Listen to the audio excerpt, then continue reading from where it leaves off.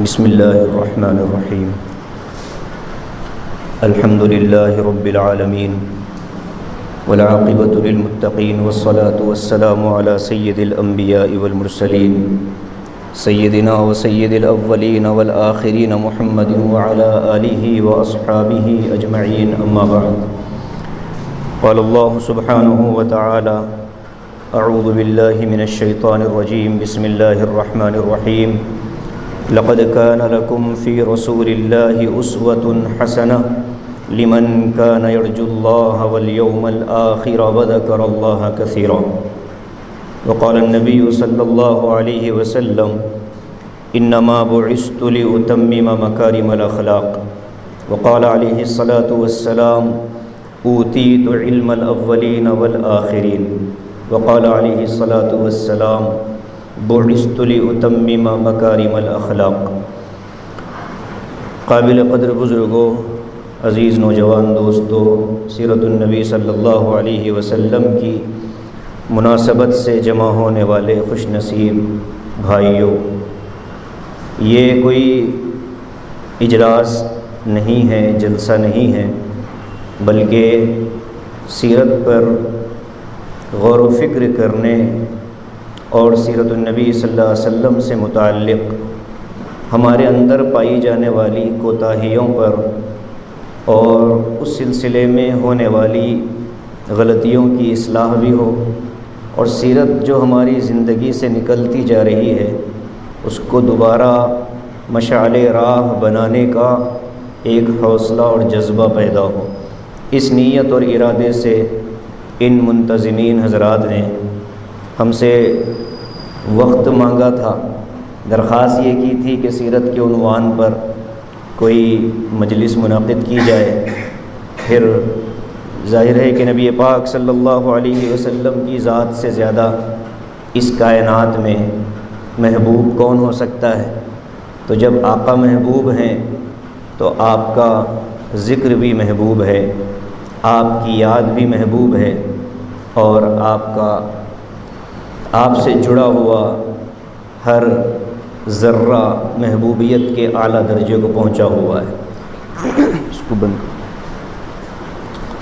وجہ یہی ہے کہ کائنات میں نبی پاک صلی اللہ علیہ وسلم نے اللہ تبارک و تعالیٰ کے پیغام کو جس انداز میں امت تک پہنچایا اور جس جامعیت کے ساتھ پہنچایا وہ ایک کارنامہ ہے۔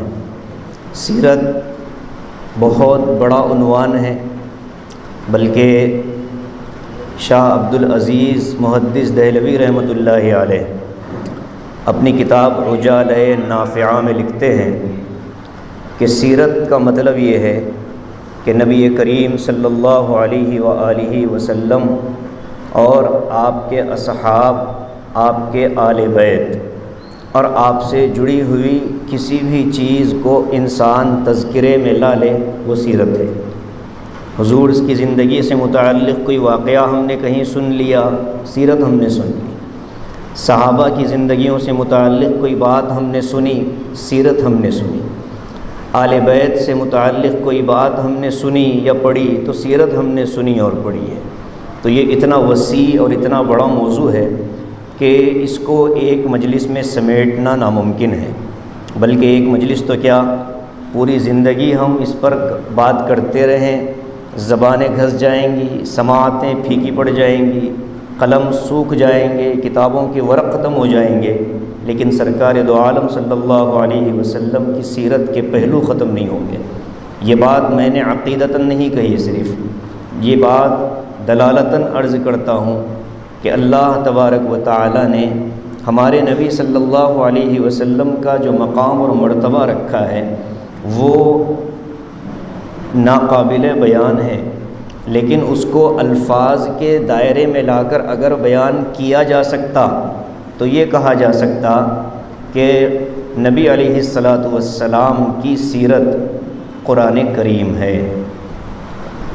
اور قرآن کے بارے میں خود حضور نے ایک جگہ فرمایا، حضرت علی رضی اللہ تعالیٰ عنہ کی مشہور حدیث ہے جس میں حضور صلی اللہ علیہ وسلم نے قرآن پاک کا تعارف کروایا، مختلف قرآن کی صفات بیان کی، جن میں سے 10 صفات اس حدیث میں آقا نے بیان فرمائی۔ اس میں ایک لفظ ہے لا تنقضی عجائبہ، کہ قرآن کریم کے عجائب، معانی، مطالب، اسرار، حکمتیں، پوشیدہ خزانے، علوم، معارف، یہ کبھی ختم ہونے والے نہیں ہیں۔ علامہ اقبال رحمۃ اللہ علیہ نے حضور پاک صلی اللہ علیہ وسلم سے یہی تو فرمایا کہ لوح بھی تو، قلم بھی تو، تیرا وجود الکتاب۔ اے نبی صلی اللہ علیہ وسلم، میں آپ کی کیا تعریف کروں، بس آپ تو قرآن ہیں۔ اللہ کے رسول صلی اللہ علیہ وسلم کی سیرت قرآن ہے، اور قرآن کے مضامین کبھی ختم ہونے والے نہیں ہیں۔ قرآن ہر نئی صدی میں نیا مضمون لے کر آتا ہے، ہر نئی صدی میں قرآن کا نیا انداز باہر آتا ہے۔ اصول اور بنیاد تو متعین ہو گئی، اب اس کے اوپر مرتب ہونے والے مضامین، نئی نئی چیزیں جو امت کے سامنے آئیں گی، یہ تو قیامت تک آتی رہیں گی۔ جب قرآن نبی پاک صلی اللہ علیہ وسلم کی سیرت ہے، قرآن کے مضامین اور مفاہیم اور مطالب لامتناہی ہیں، تو حضور صلی اللہ علیہ وسلم کی سیرت کے مضامین، مطالب اور مفاہیم بھی لامتناہی ہیں۔ اس لیے پوری زندگی سیرت پر کام کرنے والوں نے آخر میں آ کر یہی کہا کہ اب ہم اس سے زیادہ حضور صلی اللہ علیہ وسلم کی تعریف بیان نہیں کر سکتے۔ اس لیے نہیں کہ تعریف ختم ہو گئی، نہیں، بلکہ اس لیے نہیں بیان کر سکتے کہ ہماری ہمتیں ختم ہو گئی، ہمارے حوصلے ختم ہو گئے، ہماری قلم ٹوٹ گئے۔ اللہ کے نبی علیہ السلام کو اگر ہم تعارف کے طور پر پہچاننا چاہیں تو بس یہ سمجھ لیں کہ لا يمكن الثناء كما كان حقه بعد از خدا بزرگ توئی قصہ مختصر۔ اے نبی، آپ کی تعریف ہم نہیں بیان کر سکتے، بس ہم یہ کہیں گے کہ اللہ کے بعد اگر کسی کا مقام اور مرتبہ ہے تو وہ آپ کا مقام اور مرتبہ ہے۔ میرے عزیزو، ہمیں اللہ تبارک و تعالیٰ نے اتنے مبارک نبی کی امت میں پیدا فرمایا، بغیر مانگے اللہ نے یہ نعمت ہم کو دے دی ہے۔ اور جو چیزیں بغیر مانگے مل جاتی ہیں، عام طور پر انسانی معاشرہ اور انسانی نفسیات اس کی قدر نہیں کرتی۔ محنت سے حاصل ہونے والی چیزیں، قربانیوں سے حاصل ہونے والی چیزوں کو انسان قدر کی نگاہ سے دیکھتا ہے، بے محنت اور بے قربانیوں سے ملنے والی چیزوں کی اتنی اہمیت نہیں ہوتی۔ یہی کچھ آج ہمارے ساتھ ہو رہا ہے۔ آج ہمارا معاشرہ جس گگر پر کھڑا ہوا ہے، آج ہمیں کسی چیز کی سب سے زیادہ اگر ضرورت ہے، جیسے ہمارے آرگنائزر نے بھی شروع میں کہا کہ سب سے زیادہ ہمیں اگر کسی چیز کی ضرورت ہے تو سرکار دو عالم صلی اللہ علیہ وسلم کی زندگی سے روشنی لینے کی ضرورت ہے۔ آپ کی زندگی یہ شروع کہاں سے ہوتی ہے؟ اصل بات ہم دیکھیں کہ اللہ کے رسول صلی اللہ علیہ وسلم پر آج ہم کس حیثیت سے گفتگو کریں گے۔ سیرت النبی پر گفتگو کے کئی طریقے ہیں، سیرت پر مطالعے کے کئی طریقے ہیں۔ ایک تو یہ ہے کہ غیر مسلم نے حضور صلی اللہ علیہ وسلم کی سیرت پڑھی، سیرت لکھی۔ ایک یہ ہے کہ مسلمانوں نے حضور صلی اللہ علیہ وسلم کی سیرت پڑھی یا سیرت لکھی یا سیرت بیان کی۔ ایک یہ ہے کہ مسلمانوں میں ایک طبقہ وہ ہے جو متخصصین کا طبقہ ہوتا ہے، اسکالرز کا طبقہ ہوتا ہے، ان کے علوم اعلیٰ درجے کے ہوتے ہیں، ان کا ذہن اعلیٰ درجے کا ہوتا ہے، عقل ان کی اعلیٰ درجے کی ہوتی ہے، وسائل ان کے پاس زیادہ ہوتے ہیں، وہ محققین ہوتے ہیں، ریسرچ اسکالر ہوتے ہیں۔ وہ جب حضور کی سیرت پڑھیں گے تو اس کا انداز الگ ہوگا۔ مالدار جب حضور کی سیرت پڑھے گا تو اس کا انداز الگ ہوگا۔ غریب انسان جب حضور کی سیرت پڑھے گا تو اس کے پڑھنے کا انداز الگ ہوگا۔ امت کا پچھڑا ہوا طبقہ، بالکل بے حیثیت سمجھے جانے والے لوگ اگر حضور کی سیرت پڑھیں گے اس کا انداز الگ ہوگا۔ حکمران اور بادشاہ اگر حضور کی سیرت پڑھیں گے تو ان کے پڑھنے کا انداز الگ ہوگا۔ محکوم اگر، مظلوم قیدی اگر حضور کی سیرت پڑھنا چاہے تو اس کے لیے بھی اس میں روشنی اور رہنمائی ملے گی۔ تو نبی پاک صلی اللہ علیہ وسلم کی سیرت کا وہ کون سا پہلو ہے جس پر ہم آج گفتگو کریں گے، یا یوں سمجھے کہ موجودہ سماج میں اور ہندوستانی ماحول میں حضور پاک صلی اللہ علیہ وسلم کی سیرت کا وہ کون سا حصہ ہے، وہ کون سا روشن پہلو ہے، وہ کون سا راستہ ہے کہ جو ہمارے لیے مشعر راہ بن سکتا ہو اور ہمارے لیے آخرت کی کامیابی کا ضامن ہے۔ تو اس کے لیے جیسے ابھی مفتی صاحب نے تلاوت کی سورہ احزاب کی، اس میں انہوں نے جو آیتیں تلاوت کی ہیں وہی آج ہمارا بھی موضوع ہے۔ اللہ تعالیٰ نے آقا علیہ الصلاۃ والسلام کی بہت سی حیثیتیں رکھی ہیں۔ اچھا، میں آپ سے رک کر یہ پوچھتا ہوں کہ جو زبان میں استعمال کر رہا ہوں وہ قابل قبول ہے؟ جزاک اللہ۔ کہیں ایسا نہ ہو کہ لسان یار من ترکی و من ترکی نمیدانم، مولانا اپنی کہہ رہے ہیں اور ہم اپنی سن رہے ہیں۔ یہ مذاکرے کی مجلس ہے، اگر زبان اور نیچے کرنا ہو تو بتائیں، اور نیچے اتر کر بات کرنے کی کوشش کریں گے، لیکن حضور پاک صلی اللہ علیہ وسلم کا تذکرہ نچلی زبان میں اچھا بھی نہیں لگتا۔ تو بہرحال بہت سی حیثیتیں ہیں۔ حضور پاک صلی اللہ علیہ وسلم بشر بھی تھے، لیکن ساری مخلوقات میں سب سے افضل بھی تھے۔ اتنے افضل تھے، عام انسان اگر سو جاتا، میں اور آپ اگر سو جائیں، وضو کر کے آ گئے اور سو گئے تو ہمارا تو وضو گیا، لیکن اللہ کے رسول کی خصوصیت یہ تھی کہ آپ آقا علیہ الصلاۃ والسلام اگر آرام بھی فرما لیتے تو آپ کا وضو نہیں ٹوٹتا تھا۔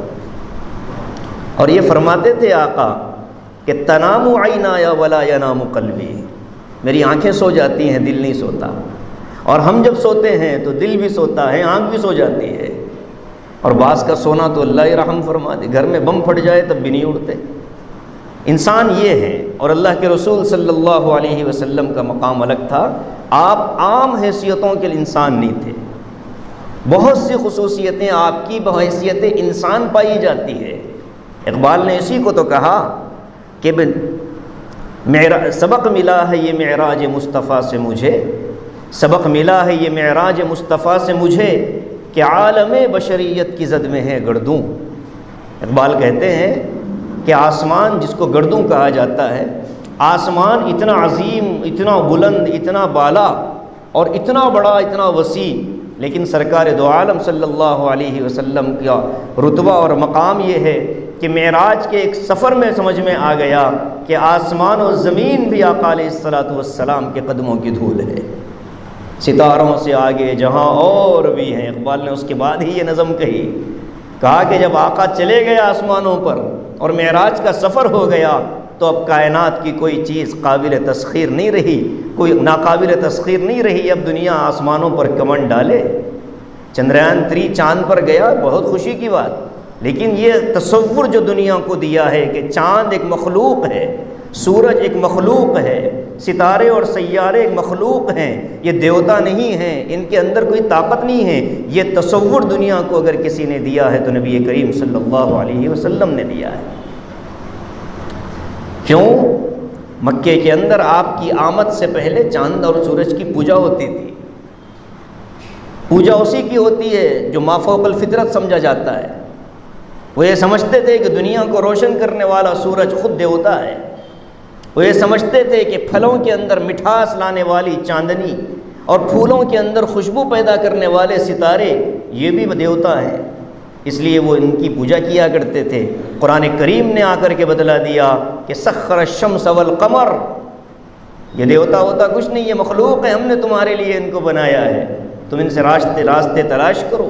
والشمس والقمر، چاند اور سورج تجری چلتے رہتے ہیں، ہواؤں میں اڑتے رہتے ہیں، مدار کے اندر گھومتے رہتے ہیں، یہ سارا نظام اللہ تبارک و تعالیٰ نے بتلایا آقا کی برکت سے۔ تو اسی لیے آپ ہیں تو بشر، لیکن مقام آپ کا سب سے بلند ہے۔ ہم یہ نہ سمجھیں کہ حضور بھی ہماری ہی طرح تھے، نہیں، آپ کی مقام کی حیثیتیں الگ، آپ کے احکام الگ، آپ کے لیے اللہ تعالیٰ نے بہت ساری ایسی چیزوں کو مخصوص کر دیا تھا جو آپ کے علاوہ کسی اور کے لیے نہیں تھی۔ دوسرا، آپ صلی اللہ علیہ وسلم کی ایک حیثیت ہے نبی کی۔ تیسرا، آپ صلی اللہ علیہ وسلم کی ایک حیثیت ہے رسول کی۔ یہاں ایک اہم بات میں آپ سے عرض کر رہا ہوں کہ رسول اور نبی میں نے 2 الگ الگ لفظ استعمال کیے، اس کو میں ہماری اپنی ٹرمنالوجی میں یا ہمارے اپنے سیرت کی زبان کی یا علماء کی اصطلاح میں آپ کے سامنے نہیں رکھوں گا۔ عام بول چال میں اس کو یوں سمجھ لیجئے، نبی اور رسول کا فرق کیا ہے؟ نبی وہ ہوتا ہے جو اللہ سے لیتا تو ہے، امت کو دیتا نہیں ہے، اور رسول وہ ہوتا ہے جو اللہ سے لیتا بھی ہے اور امت کو دیتا بھی ہے۔ پیغام، احکام، شریعت، مسائل، طرز زندگی، طریقۂ حیات، نظام زندگی، یہ اللہ تبارک و تعالیٰ سے لے کر کے رسول امت تک پہنچاتا ہے، اس لیے کہ رسول کا معنی ہی آتے ہیں پہنچانے والے کے۔ نبی کریم صلی اللہ علیہ وسلم جب 40 سال کے تھے تو آپ علیہ السلام کو نبوت ملی، جب آپ 43 سال کے ہو گئے تو آپ کو رسالت ملی۔ یہ فرق ہے، علماء نے لکھا ہے کتابوں کے اندر۔ حضرت آدم علیہ السلام نبی تھے، حضرت نوح علیہ السلام اس امت کے سب سے پہلے رسول تھے۔ نبی پاک صلی اللہ علیہ وسلم میں دونوں خوبیاں جمع ہو گئی، آپ نبی بھی ہیں اور آپ رسول بھی ہیں۔ انا ارسلناک شاہدا ومبشرا ونذیرا وداعیا الی اللہ باذنہ وسراجا منیرا هو الذی ارسل رسولہ بالہدی، هو الذی ارسل رسولہ بالہدی۔ ایک جگہ کہا کہ ہم نے رسول کو بھیجا، اور ایک جگہ جب بلایا اللہ نے تو فرمایا یا ایھا النبی قل لازواجک یا ایھا النبی لم تحرم ما احل اللہ لک یا ایھا الرسول بلغ ما انزل الیک من ربک۔ گویا کہ آپ دیکھیے قرآن نبی کے بارے میں جو گفتگو کر رہا ہے، قرآن کہہ رہا ہے کہ آپ اے محمد آپ نبی بھی ہیں، اور اے محمد آپ رسول بھی ہیں، آپ اللہ سے لیتے بھی ہیں اور آپ بندوں تک پیغام پہنچاتے بھی ہیں۔ تو یہ تیسری حیثیت ہے آقا علیہ السلام کی کہ آپ بشر، نبی، رسول۔ اب اس کے آگے چلیے، آقا علیہ السلام کی ایک حیثیت مربی کی ہے، تربیت کرنے والا، ایک حیثیت معلم کی ہے، تعلیم دینے والا۔ یہی آج میرا نکتہ ہے، یہی آج میرا موضوع ہے کہ اللہ کے نبی بھر کر کے رکھ دو اس کو، بھر کے رکھ۔ تو اللہ کے نبی علیہ السلام نے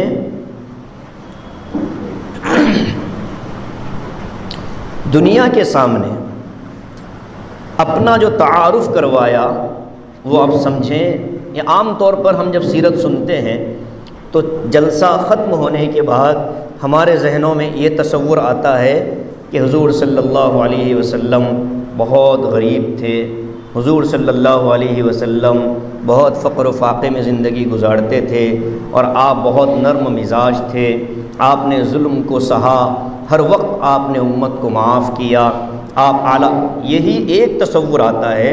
میں یہ کہنا چاہتا ہوں کہ یہ پورا تصور نہیں ہے، یہ بھی ہے لیکن پوری سیرت یہی نہیں ہے۔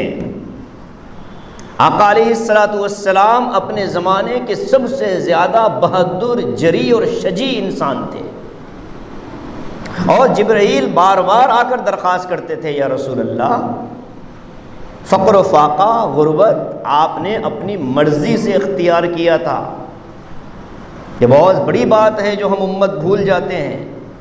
حضور صلی اللہ علیہ وسلم کا فقر بحیثیت مجبوری کے نہیں تھا کہ آپ کو کوئی اسباب معیشت میں مہیا نہیں تھے، یا یہ کہ آپ کے پاس کمانے کے ذرائع نہیں تھے، یا آپ کے پاس مال آنے کے مواقع نہیں تھے۔ یہ تو ہے مجبوری والی غربت۔ اور اللہ کے نبی صلی اللہ علیہ وسلم کی غربت اصل کیا تھی؟ مرضی والی غربت تھی۔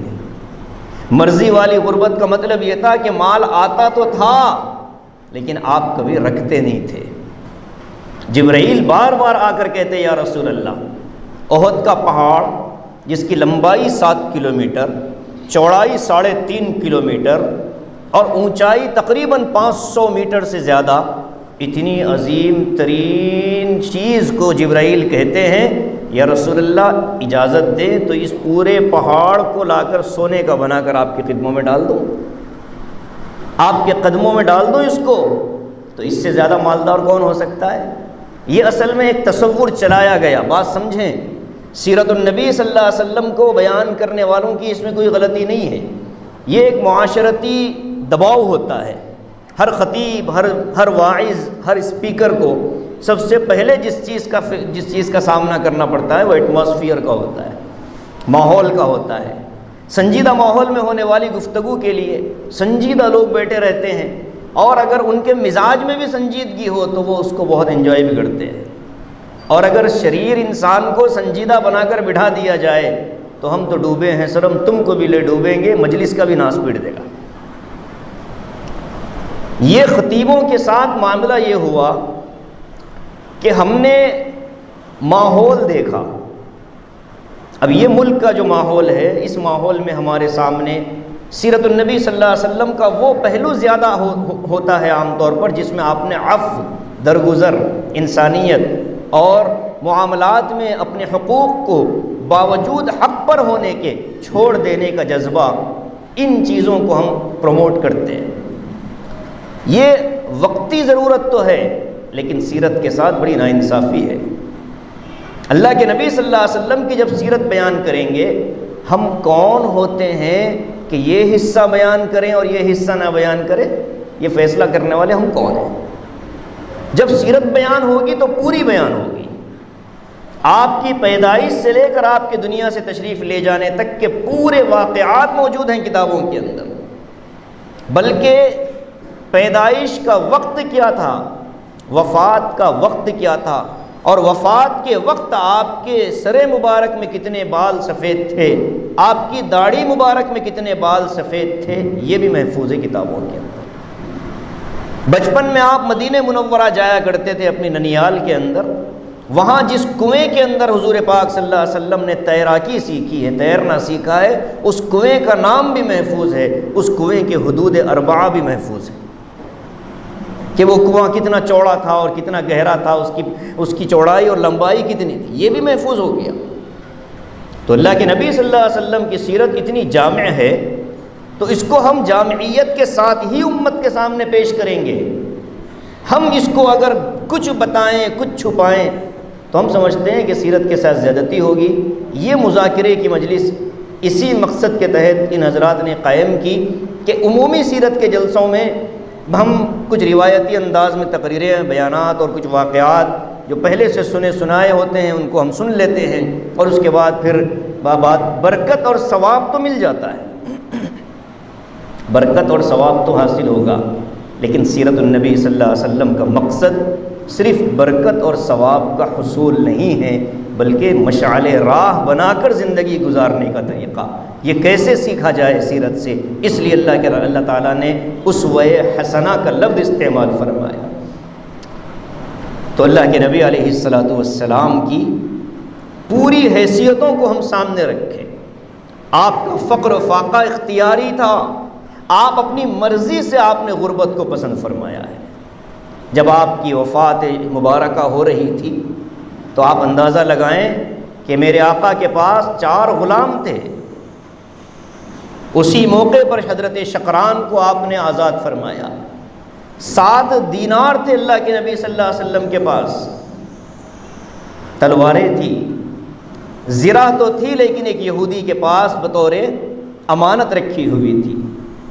30 صاع جو کے بدلے میں آقا نے وہ زرہ اس کو دی۔ اللہ کے نبی علیہ الصلاۃ والسلام کی ہر حیثیت ہمارے سامنے جب آئے گی تو ہمیں اندازہ ہوگا کہ ہم کتنی بڑی نبی کی امتی ہیں۔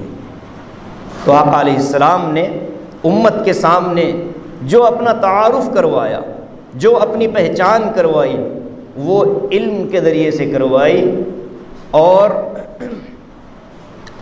اس پہچان کو قرآن نے بھی کوٹ کر دیا۔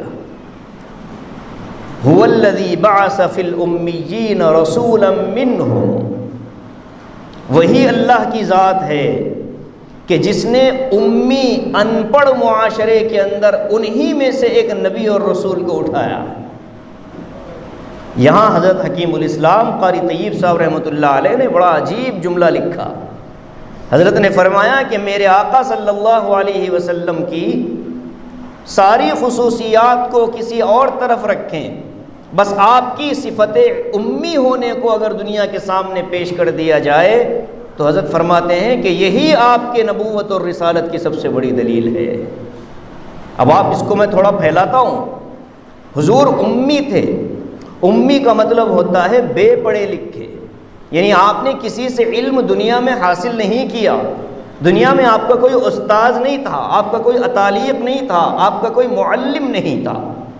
اور اللہ تعالیٰ کا نظام آپ دیکھیں کہ اللہ تبارک و تعالیٰ نے ہم سب کو دنیا میں علم کے حصول کے لیے جو اسباب عطا فرمائے ہیں، ان میں سب سے پہلے نمبر پر آتے ہیں والدین.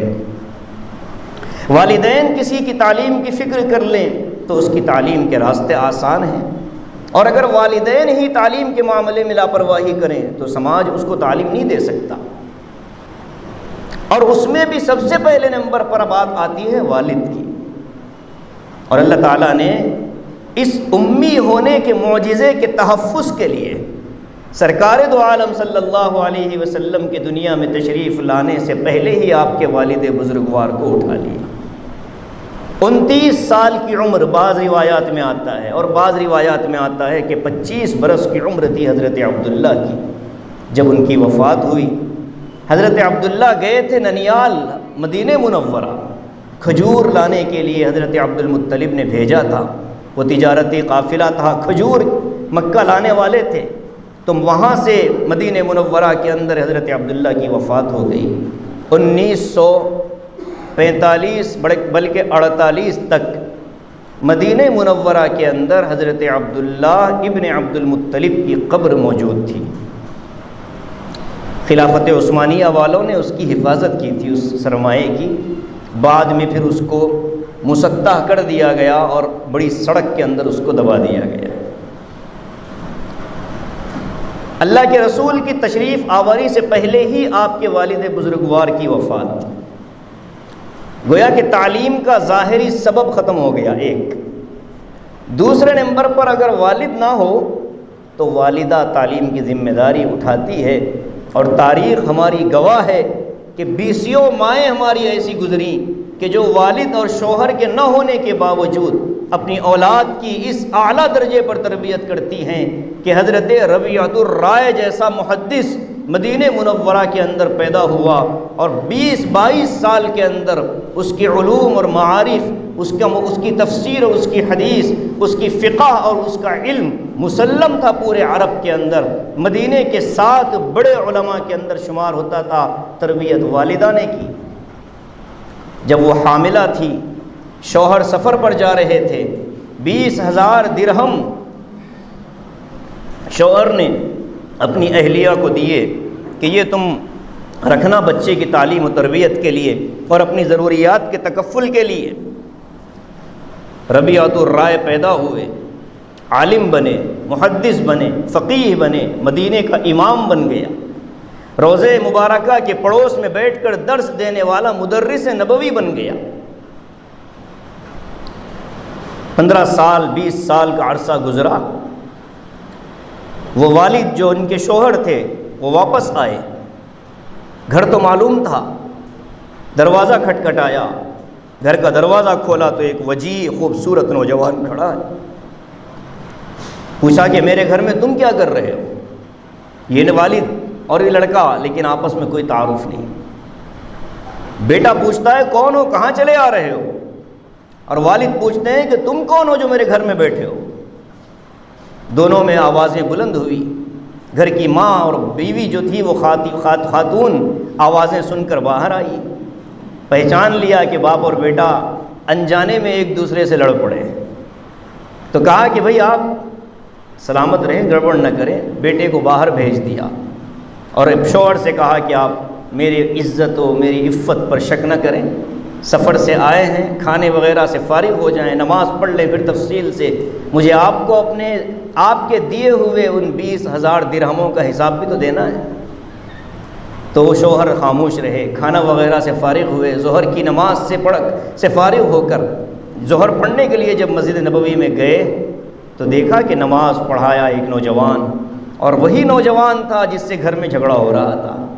تو اور غصہ آیا کہ یہ خلوت اور وہ جلوت، پبلک میں یہ زندگی، تنہائی میں یہ. اب غصہ تو تھا، لیکن یہ ہے کہ نماز کے بعد دیکھا کہ مدینہ منورہ کے بڑے بڑے علماء اور مشائخ اور بارش بڑے بڑے افراد ان کے درس کے حلقے میں آ کر بیٹھ گئے، سوال ہو رہے ہیں، ربیعۃ الرائے جواب دے رہے ہیں، کوئی سند پر سوال کر رہا، کوئی آقا علیہ السلام کی زندگی پر سوال کر رہا، کوئی کسی موضوع پر، کوئی کسی موضوع پر، اور یہ بندہ جوابات دیتا جا رہا۔ یہ بڑے متاثر ہوئے، کہا کہ یار اتنا قابل آدمی، کاش کہ میرا بیٹا بھی ایسا قابل ہوتا۔ گھر گئے، دروازے پر یہ باپ پہلے پہنچ گیا، بیٹا ان سارے مسئلوں سے نکل کر آیا۔ جب دروازے کی کنڈی کھٹکھٹائی تو باپ نے دروازہ کھولا، کہا کہ تم تو مسجد کے امام ہو، یہاں کیا کرنے آئے ہو؟ تو اس کے بعد ماں نے کہا کہ فروخ، تم نے مجھے جو 15,000 یا 20,000 درہم خرچ کے لیے اور بیٹے کی تعلیم کے لیے مجھے دیے تھے، وہ تمہارے سامنے ربیعۃ الرائے کی شکل میں کھڑا ہے۔ یہ محدث مدینہ کوئی اور نہیں، تمہاری اپنی اولاد ہے۔ باپ بھی اب رونے لگے، بیٹا بھی رونے لگا، ابا سے باپ، بیٹا معافی مانگتا ہے بیٹے سے۔ تو ماؤں کی تربیت بھی تو بہت بڑی تربیت تھی۔ امام بخاری کی والدہ نے ان کی تربیت فرمائی، بچپن میں آنکھیں چلی گئی تھیں، اللہ سے رو رو کر کے گڑ گڑا کر کے امام بخاری کی بینائی واپس منگوا لی ماں نے۔ مشہور قصہ ہے، مفتیان کرام فرماتے امام بخاری بچپن میں نابینا ہو گئے، والدہ نے دیکھا کہ مجھے تو شوہر بھی نہیں، اب یہ بیٹا یہ بھی نابینا ہو گیا تو میرا سہارا کون بنے گا؟ خوب اللہ سے لو لگائی، خوب اللہ سے دعائیں مانگی۔ ایک وقت آیا، حضرت ابراہیم علیہ السلام خواب میں آتے ہیں ماں کے اور کہتے ہیں کہ مائی کیوں روتی ہے؟ تو کہا کہ میرا ایک ہی بیٹا ہے، محمد ابن اسماعیل اس کا نام ہے، وہ نابینا ہو گیا ہے، میں اس کو بینا دیکھنا چاہتی ہوں، اللہ سے دعائیں مانگ رہی ہوں، اللہ تعالیٰ نے اب تک میرے لیے دعاؤں کے قبولیت کی کوئی شکل ظاہر نہیں فرمائی۔ تو حضرت ابراہیم علیہ السلام نے ماں کو خواب میں یہ بشارت دی کہ مبارک ہو، اللہ نے تیری دعائیں سن لی اور تیرے بیٹے کو اللہ نے بینا کر دیا۔ تو باپ نہ ہو، تربیت ماں کر سکتی ہے، لیکن اللہ کا نظام کیسا؟ آقا علیہ السلام کی ولادت ہوئی، ولادت کا دن پیر کا دن تو متعین ہے، تاریخ کے بارے میں اختلاف پایا جاتا ہے، لیکن زیادہ صحیح بات یہ ہے کہ نبی کریم صلی اللہ علیہ وسلم کی پیدائش 9 ربیع الاول کو ہوئی اور آپ کی وفات 12 ربیع الاول کو ہوئی۔ دن پیر کا تھا، اسی لیے پہلے زمانے میں اس مہینے کا نام ہی 12 وفات رکھا گیا تھا۔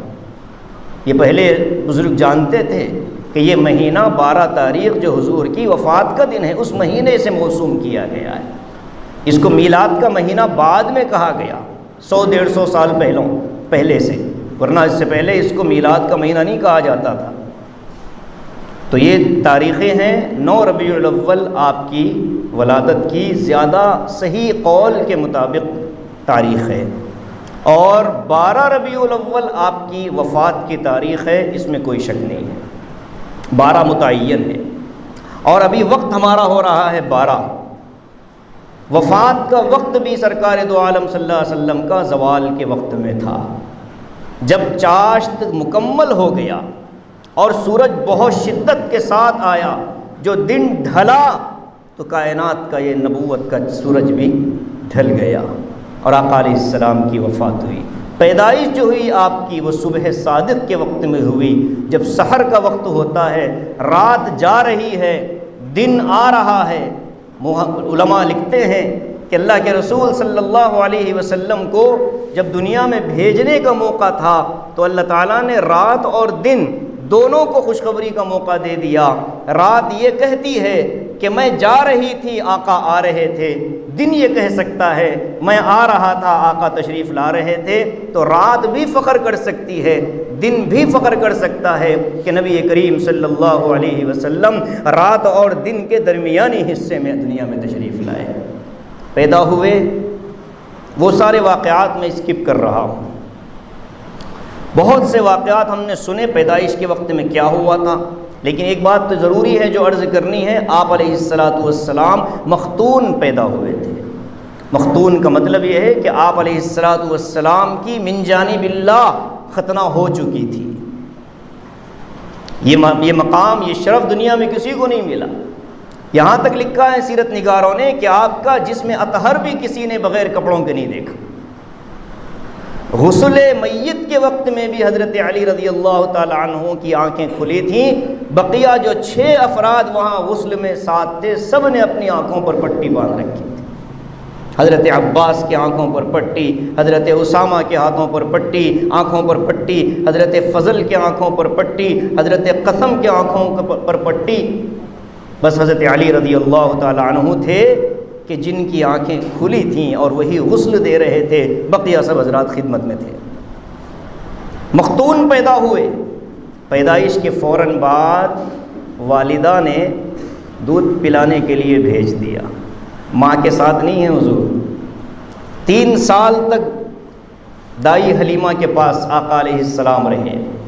شروع کے کچھ دن تو تھے، اور جب دنیا میں آ رہے تھے تو عجیب انداز تھا کہ آپ سجدے کی حالت میں ہیں اور آپ کی انگشت شہادت آسمان کی طرف ہے، اور آپ کی زبان مبارک سے الفاظ نکل رہے تھے، اللہ اکبر کبیرا والحمد للہ کثیرا وسبحان اللہ بکرۃ واصیلا۔ یہ الفاظ تھے اللہ کے نبی صلی اللہ علیہ وسلم کے اس دنیا میں آتے ہوئے، اللہ اکبر کبیرا والحمد للہ کثیرا وسبحان اللہ بکرۃ واصیلا۔ یہ توحید کا اعلان کرتے کرتے اللہ کے رسول دنیا میں آئے، لیکن یہ ہے کہ والدہ کو وہاں بھی تربیت کا موقع نہیں ملا۔ حضرت دائی حلیمہ کے پاس چلے گئے، 3 سال تک وہاں رہے، 4تھے سال وہاں سے واپس آئے، اور آپ جانتے ہیں بنو سعد قبیلہ طائف سے آگے رہا کرتا تھا۔ طائف مکہ مکرمہ سے کتنا فاصلہ ہے، اور پھر اس کے آگے بنو سعد قبیلہ، تو اندازہ لگائیں کتنی دور اللہ کے نبی صلی اللہ علیہ وسلم اپنی والدہ سے چلے گئے تھے۔ 4 سال واپس آئے، 5واں اور 6واں سال حضرت آمنہ نے یہ ارادہ کیا کہ اپنے شوہر کی قبر کو دیکھ لیں، چونکہ پردیسی کے عالم میں انتقال ہوا، تو حضرت آمنہ اپنے صاحبزادے نبی کریم صلی اللہ علیہ وسلم کو اور آپ کی خادمہ حضرت ام ایمن کو ساتھ لے کر مدینہ گئیں۔ واپسی میں حضرت آمنہ کا انتقال ہو گیا، آپ کی عمر مبارک صرف 6 سال کی تھی۔ گویا کہ تعلیم کے حصول کا دوسرا ذریعہ بھی اللہ تعالیٰ نے روک دیا تھا۔ ماں اور باپ جب چلے جاتے ہیں، عام طور پر ایسے بچوں کی تعلیم و تربیت بڑا مرحلہ ہوتا ہے۔ دادا نے ذمہ داری لی، لیکن دادا کے پاس بھی وقت نہیں تھا۔ دادا 2 سال بچے کی کفالت کرتے کرتے دادا کو بھی اللہ نے بلا لیا۔ اب رہ گئے چچا ابو طالب، جن کے اپنے گھر کے اندر ہزاروں مسائل تھے، چونکہ ایک تو مالداری نہیں تھی اور اولاد کی کثرت تھی، اور مکے کی ذمہ داریاں کندھوں پر پڑی تھیں، تو اللہ کے نبی علیہ السلام کو 12 سال کی عمر ہی سے تجارت کے اندر لگا دیا گیا تھا۔ اب آپ یہ سارا سینیریو دیکھیے کہ قرآن جو کہتا ہے هو الذی بعث فی الامیین رسولا، کہ وہی اللہ وہ ذات ہے کہ جس نے ایک ان پڑھ اور گوار قوم کے اندر ایک بے پڑھے لکھے انسان کو نبی بنا دیا۔ کوئی ظاہری راستہ نہیں ہے تعلیم کے حاصل کرنے کا۔ آگے بڑھیے، وہاں کوئی بڑا مدرسہ نہیں پایا جاتا تھا مکے کے اندر، وہاں کوئی تعلیم گاہ نہیں تھی، تربیت گاہیں نہیں تھی، کوئی بڑا عالم نہیں تھا، اور باہر سے کوئی آنے جانے کا نظام نہیں تھا۔ کیوں؟ اس لیے کہ لوگ باہر سے آتے ہیں تجارت کی نیت سے، اور مکہ کیسی زمین، بیواد غیر ذی زرع عند بیتک المحرم، مکہ تو بالکل بے آب و گیا چٹیل زمین تھی، ننگے پہاڑ تھے یا ریگستان تھا، وہاں آدم بس جائے بہت بڑی بات تھی۔ کھیتی باڑی کا تصور نہیں، تجارت کا تصور نہیں۔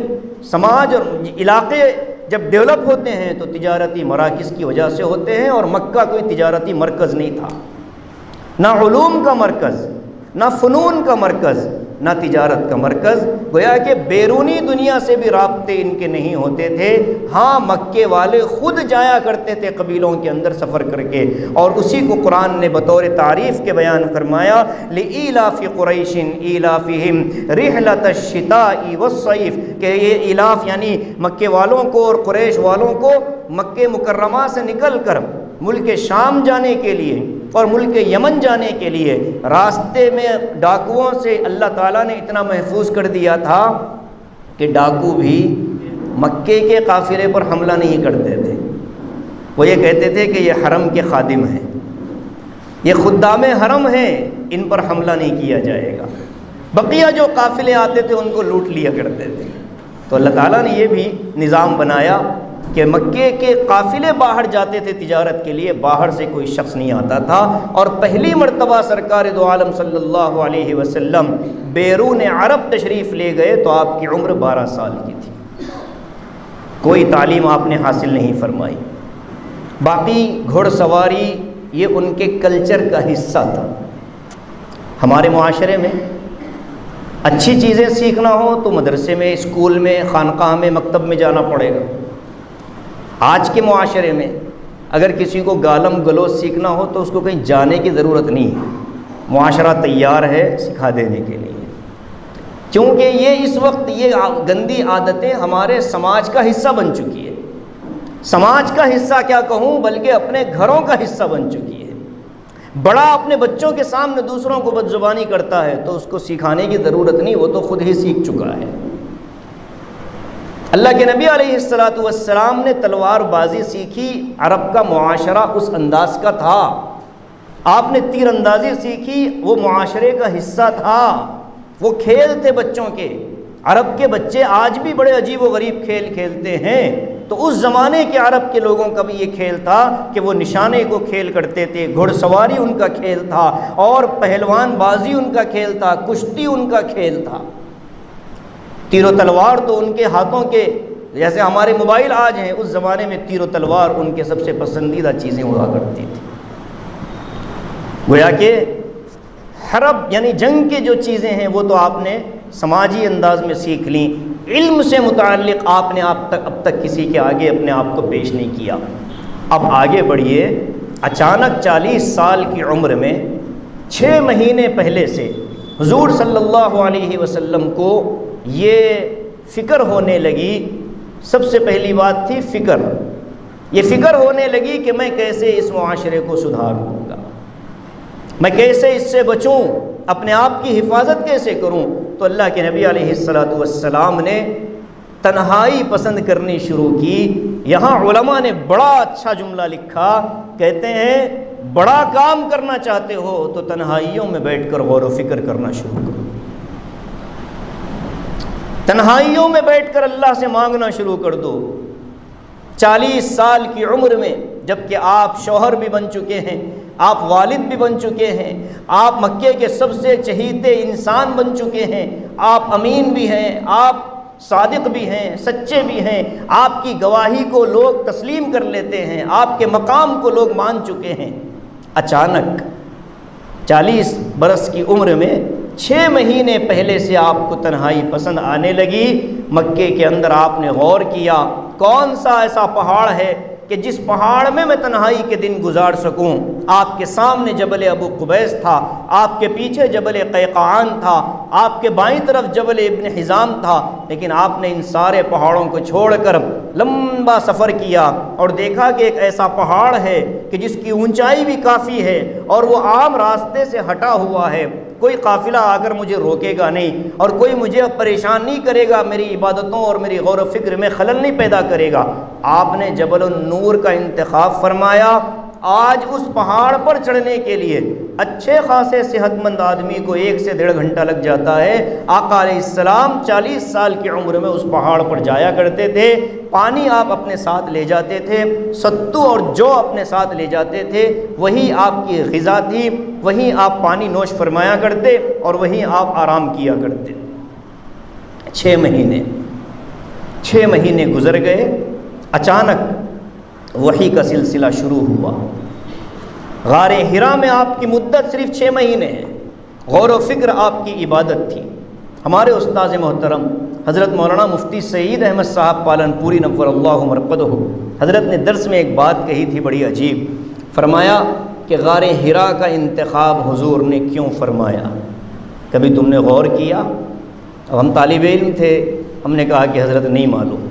فرمایا کہ آج تمہیں میری بات سمجھ میں نہیں آئے گی، نہیں آ سکتی، ورنہ آج سے 20-25 سال پہلے اگر تم غار حرا جاتے تو غار حرا کی وہ جگہ جہاں حضور پاک صلی اللہ علیہ وسلم عبادت کے لیے آپ نے اس جگہ کو مسطح کر لیا تھا، وہاں بیٹھ جاتے تو اس پہاڑ کی دونوں چٹانوں کے درمیان میں جو دراڑ ہے ذرا جھک کر دیکھو تو وہاں سے بیت اللہ سیدھے نظر آتا تھا۔ مفتی صاحب نے خود فرمایا کہ میں نے خود بھی اس کا مشاہدہ کیا ہے۔ جب حضرت نے یہ فرمایا تو پھر میں نے بہت سی کتابوں میں اس کو تلاش کیا، الحمدللہ حضرت کی بات 100% بلکہ 200% درست تھی۔ ابن ہشام رحمۃ اللہ علیہ نے بھی اپنی سیرت کے اندر اس کو نقل فرمایا ہے۔ تو غار حرا کے انتخاب کی بھی ایک وجہ دیکھیے کہ کعبے سے دور بھی ہیں اور کعبے سے نزدیک بھی ہیں۔ کعبہ نگاہوں میں ہے، جسمانی طور پر کعبے سے دور، لیکن کعبے پر نظر برابر پڑتی تھی۔ آج چونکہ عمارتیں بڑی ہو گئی ہیں اور وہ جو گھڑی والا ٹاور بنا دیا ہے، اس کی وجہ سے غار حرا سے اب کعبۃ اللہ نظر نہیں آتا، پہلے آیا کرتا تھا۔ آپ نے وہاں 6 مہینے تک غور و فکر کیا۔ 40ویں سال آپ پر وحی آئی اور آپ کو نبی بنا دیا گیا۔ میں اس معنی میں کر رہا ہوں کہ جیسے قرآن نے تو یہ کہا، یاسین والقرآن الحکیم انک لمن المرسلین، اے نبی صلی اللہ علیہ وسلم آپ اللہ کے رسولوں میں ہیں۔ اور سورہ یاسین کے بارے میں ہم جانتے ہیں کہ سورہ یاسین کی تلاوت اللہ رب العالمین نے کب فرمائی؟ زمین و آسمان کی تخلیق سے ہزاروں سال پہلے سورہ یاسین کی اللہ نے تلاوت فرمائی۔ فرشتوں نے سنا تو کہا کہ کتنی مبارک قوم ہوگی جس کو اللہ اتنی عظیم صورت دینے والے ہیں۔ اس میں اللہ فرماتے ہیں انک لمن المرسلین، کہ اے نبی آپ رسول ہیں۔ گویا کہ سرکار دو عالم صلی اللہ علیہ وسلم کی نبوت اور آپ کی رسالت دنیا کی پیدائش سے پہلے سے ہے، لیکن اس کو ظاہر کرنے کا جو وقت تھا وہ آپ کے دنیا میں تشریف لانے کے 40 سال کے بعد تھا۔ اس معنی کر میں نے کہا کہ آپ کو نبوت دی گئی، بلکہ محتاج جملہ یہ ہے آپ کی نبوت کا اعلان کر دیا گیا ہے۔ جیسے کسی کو کسی بڑے پوسٹ کے لیے نامزد کیا جاتا ہے، منتخب ہو جاتا ہے، لیکن آفیشیلی اس کا جو اعلان ہوتا ہے وہ کسی خاص موقع پر کیا جاتا ہے۔ یہی سمجھ لیجئے کہ وہ مقام اور مرتبہ نبوت کا تو مل چکا تھا، لیکن اس کا اظہار، اس کا اعلان 40 سال کے بعد ہوا۔ یہ جو وحی آئی تھی اس کو آپ نوٹ فرما لیں کہ یہ وحی نبوت تھی، وحی رسالت نہیں تھی۔ یہ کیوں کہنا پڑتا ہے؟ اس لیے کہ وحی نبوت کا مطلب یہ ہے کہ نبی پاک صلی اللہ علیہ وسلم کا اب اللہ تبارک و تعالی سے جبرائیل امین کے واسطے سے رابطہ قائم ہو چکا تھا۔ اور میں نے جو شروع میں کہا نبی کون ہوتا ہے، نبی، میں نے نبی کی تعریف کی تھی ایک مختصر الفاظ میں، کیا؟ نبی وہ ہوتا ہے جو اللہ سے لے، اور رسول وہ ہوتا ہے جو اللہ سے لے اور بندوں تک پہنچا دے۔ تو ابھی معاملہ صرف لینے کا ہے۔ جبرائیل امین آئے اور آ کر آپ علیہ السلام کو اپنی باہوں میں لے لیا، آپ کو گلے لگا لیا۔ کیوں گلے لگایا؟ مقام اور مرتبے میں جبرائیل حضور پاک صلی اللہ علیہ وسلم سے مرتبے میں کم ہیں، جبرائیل کا مقام کم ہے حضور پاک صلی اللہ علیہ وسلم کے مقابلے میں، لیکن کیوں یہ کہا کہ میں نہیں پڑھ سکتا؟ تو آپ نے گلے لگا کر کہا پڑھو، میں نہیں پڑھ سکتا، پڑھو، میں نہیں پڑھ سکتا، پڑھو، 3 مرتبہ کے بعد۔ یہ کیوں ہوا؟ حضرت مولانا ادریس صاحب کاندھلوی رحمۃ اللہ علیہ فرماتے ہیں یہ اس لیے ہوا کہ اللہ کے نبی علیہ السلام کا قلب اطہر جو آپ کی بچپن سے لے کر جوانی تک اور 40 سال کی عمر تک 2 مرتبہ چاک کر دیا گیا تھا، اس قلب مبارک میں اللہ کے کلام کو براہ راست لینے کا حوصلہ مزید پیدا ہو جائے۔ گلے لگا کر نسبت منتقل کی جاتی ہے۔ جو صوفیاء اکرام ہیں، اللہ والے ہیں، تصوف کی دنیا والے ہیں، وہ اپنے خلفاء کو جب خلافت دیتے ہیں عام طور پر تو گلے لگا کر نسبت منتقل کر دیتے ہیں، علوم منتقل کر دیتے ہیں۔ جیسے حضرت صوفی صاحب رحمۃ اللہ علیہ کے بارے میں آتا ہے کہ حضرت شاہ کمال الرحمن صاحب کو حضرت نے اسی طرح خلافت عطا فرمائی تھی کہ آپ کو گلے لگایا اور فرمایا تھا کہ میں نے نسبت منتقل کر دی۔ تو جبرائیل امین نے حضور پاک صلی اللہ علیہ وسلم کو اپنے سینے سے لگا کر وہ مقام اور مرتبہ جو اللہ تعالیٰ نے آپ کے قلب اطہر کا دیا تھا اس کو منور کر دیا۔ اب آپ کا قلب وحی الہی کے انوار، برکات اور ان ساری چیزوں کو لینے کے لیے مکمل طور پر تیار ہو چکا تھا۔ یہ باتیں عام طور پر سننے ہوئے سمجھ میں نہیں آتی کہ یہ ہاؤ اٹ از پاسبل۔ جب اللہ تعالیٰ نے ان کو نبی بنا دیا تھا تو پھر یہ سارے کام کرنے کی ضرورت کیا تھی؟ تھوڑا غور کرنے سے اس کا جواب سمجھ میں آ جاتا ہے کہ ہم انسان ہیں، انسانوں کے ساتھ جب وقت گزاریں گے، ایمان والوں کی مجلس میں بیٹھیں گے تو ایمان میں جلا محسوس ہوتی ہے۔ آپ کسی کافروں کے پاس جا کر کے آ جائیں، طبیعت میں تکدر پیدا ہوتا ہے، نماز پڑھتے ہیں تو طبیعت نہیں چاہتی۔ جب کسی کافر سے معانقہ کر کے گلے مل لیں اور تو اللہ رحم فرما دے، اس دن کا تو پورا معاملہ ہی بگڑ جاتا ہے۔ حضرت مولانا الیاس صاحب رحمۃ اللہ علیہ نے فرمایا تھا، شروع میں جب میوات جایا کرتے تھے حضرت جماعتیں لے کر کے، میوات سے آتے تھے 3 دن جماعت میں وقت لگا کر حضرت اگر آتے تو فرماتے تھے کہ مجھے خانقاہ رائے پور جانا ہے، اس لیے کہ لوگوں سے میل ملاقات کی وجہ سے میرے قلب پر ایک قسم کی تہ چڑھ گئی، میں وہاں جا کر بزرگوں کی جوتیوں میں بیٹھ کر اللہ اللہ کر کے اس کو دور کر لینا چاہتا ہوں۔ اتنا اثر ہوتا ہے معاشرے کا۔ اچھی صحبت بری صحبت تو ہم مانتے ہیں، اچھی صحبت بری صحبت تو ہم مانتے ہیں۔ 40 سال تک اللہ کے نبی صلی اللہ علیہ وسلم انسانوں کے درمیان ہیں، اور کیسے انسان؟ کوئی لات کی پوجا کر رہا، کوئی عزا کی پوجا کر رہا، کوئی منات کو بڑا مان رہا، اور مکے کے ہر گھر کے اندر بت بیٹھے ہوئے ہیں، مکے کے ہر پتھر کے نیچے ایک بت بیٹھا ہوا ہے۔ لوگ سفر میں جا رہے ہیں تو اپنے حساب کا، اپنے بیگ کے سائز کا ایک بت انہوں نے بنا لیا کہ یہ خدا ہے ہمارے، اور عجیب دیوانہ پن تھا ان کا کہ وہ بت بناتے، وہ دیوانہ پن تو میں نے غلط کہا، بڑے ہوشیار تھے، اتنے ہوشیار تھے کہ بت بناتے تھے تو مٹی گارے سے نہیں بناتے تھے، ستو سے بناتے تھے۔ ستو سمجھتے ہیں ہم؟ وہ ہوتا ہے یو پی بہار کی ایک غذا ہے، بڑی طاقتور غذا ہے۔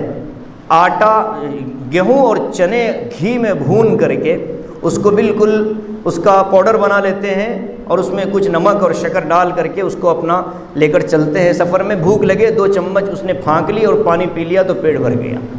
تو وہ کیا کرتے تھے؟ اس کا پیسٹ بنا کر اس سے بت بنا لیتے تھے۔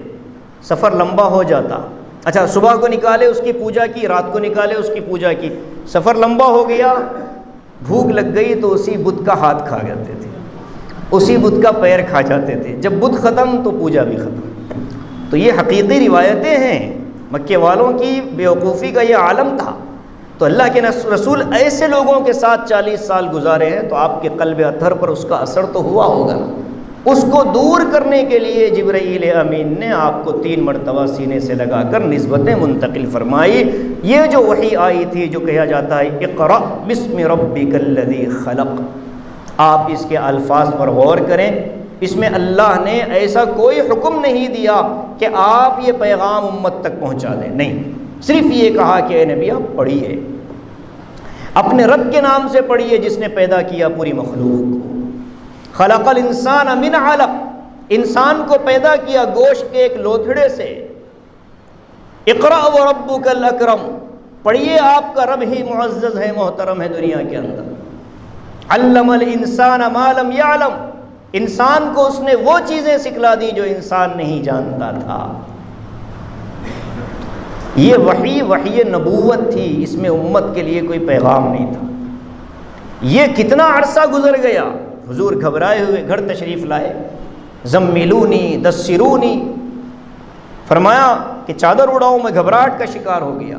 چادر اڑائی گئی، وہ سارا واقعہ آپ سب سنتے رہتے ہیں۔ آگے 3 سال اللہ کے نبی صلی اللہ علیہ وسلم پر کوئی حکم ایسا نازل نہیں ہوا کہ آپ کو یہ کہا جائے کہ اب امت میں آپ پیغام پہنچائیں، نہیں۔ 3 سال تک آپ انفرادی کام کرتے رہے، لوگوں کو کہتے تھے کہ مجھے اس طرح کا پیغام آیا ہے۔ حضرت خدیجہ وہ پہلی خاتون تھی دنیا کی جس نے تسلیم کیا کہ ہاں آپ کہتے ہیں تو سچ ہی ہے۔ حضرت ابو بکر وہ پہلے انسان ہیں دنیا کے جس نے کہا کہ آپ کہتے ہیں تو سچ ہی ہے۔ حضرت علی وہ پہلے نوجوان ہیں کائنات کے جس نے کہا کہ آپ کہتے ہیں تو سچ ہی ہے۔ اور حضرت زید وہ پہلے غلام ہیں کائنات کے جس نے کہا آپ فرماتے ہیں تو سچ ہی فرماتے ہیں۔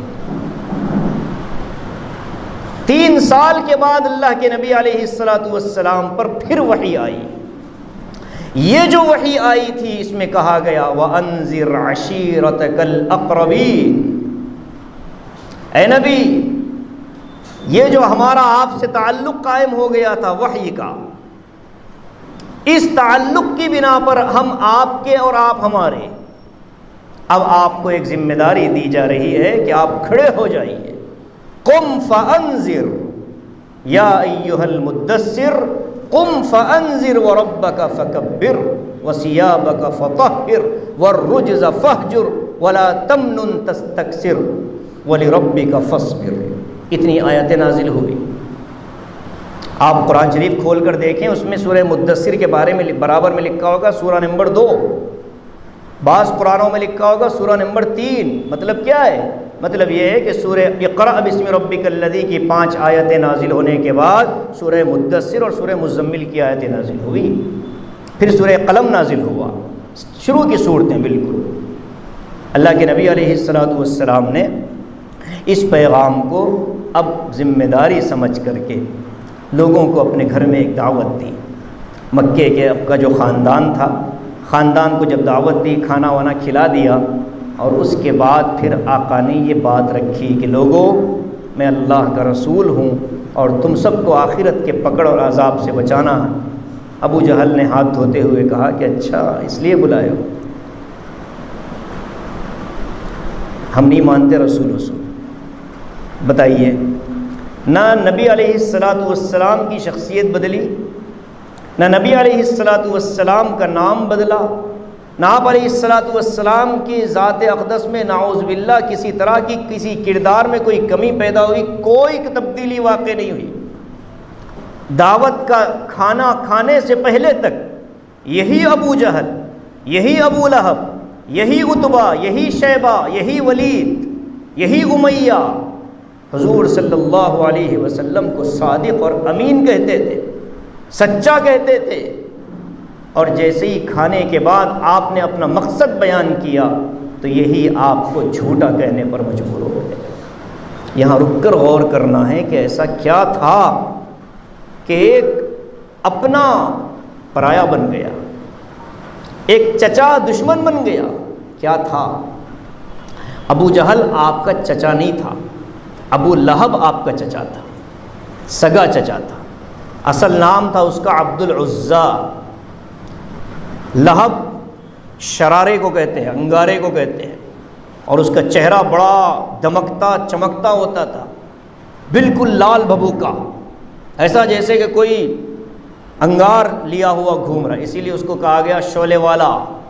ابو لہب کا مطلب شعلے والا، شعلے کا باپ نہیں، شعلے والا چہرہ. عبد العزیٰ اس کا نام تھا. اس نے بڑی بدتمیزی کی. اس کی بیوی تھی ام جمیل یا ام جمیل، اس نے بدتمیزی کی، گالیاں بکی، آپ کے کردار پر انگلیاں اٹھائی گئی. یہاں ہر قوم کے ہر فرد کو ایک بات صاف سمجھ لینی چاہیے، سیرت کے اس پیغام اور اس واقعے سے یہ سبق نکل کر آتا ہے. جب آپ قوم کے اندر قوم کی اصلاح کا کام کرنے جاؤ گے تو پہلا ری ایکشن قوم کا یہی آئے گا. اللہ کے نبی صلی اللہ علیہ وسلم 40 سال تک صالح تھے، یعنی خود نیک تھے، توحید پر تھے، تقوی پر تھے، طہارت پر تھے، آخرت کی فکر پر تھے. صالح لوگوں کو لوگ برداشت کر لیتے ہیں، لیکن جب آقا نے مصلح بن کر لوگوں کو پیغام پہنچایا، لوگوں کے اندر بھی صالحیت پیدا کرنے کی کوشش کی، تو یہی لوگ جو آپ کی تعریفوں کے پل باندھ رہے تھے، یہی آپ کی مخالفتوں کی پہلی صف میں کھڑے ہو جاتے ہیں. یہ ایک حقیقت ہے دنیا کی کہ ہم کو اگر حوصلہ ہے ان الزامات اور اتہامات اور تہمتوں کو برداشت کرنے کا، تو ہم کو میدان میں اتر کر کام کرنا چاہیے. اور اگر تہمتوں اور اتہامات سے ڈر کر بے حوصلہ ہو کر بیٹھنا چاہتے ہیں تو پھر میدان میں دوسرے باعزت اور باہمت بہت ہیں، وہ میدان سنبھال لیں گے. ہم کو گھر میں بیٹھ کر اللہ اللہ خیر سے اللہ کرتے رہنا چاہیے. یہ سیرت کا ایسا پیغام ہے کہ قوم کے ہر ذمہ دار کو اس کو سمجھ لینا چاہیے.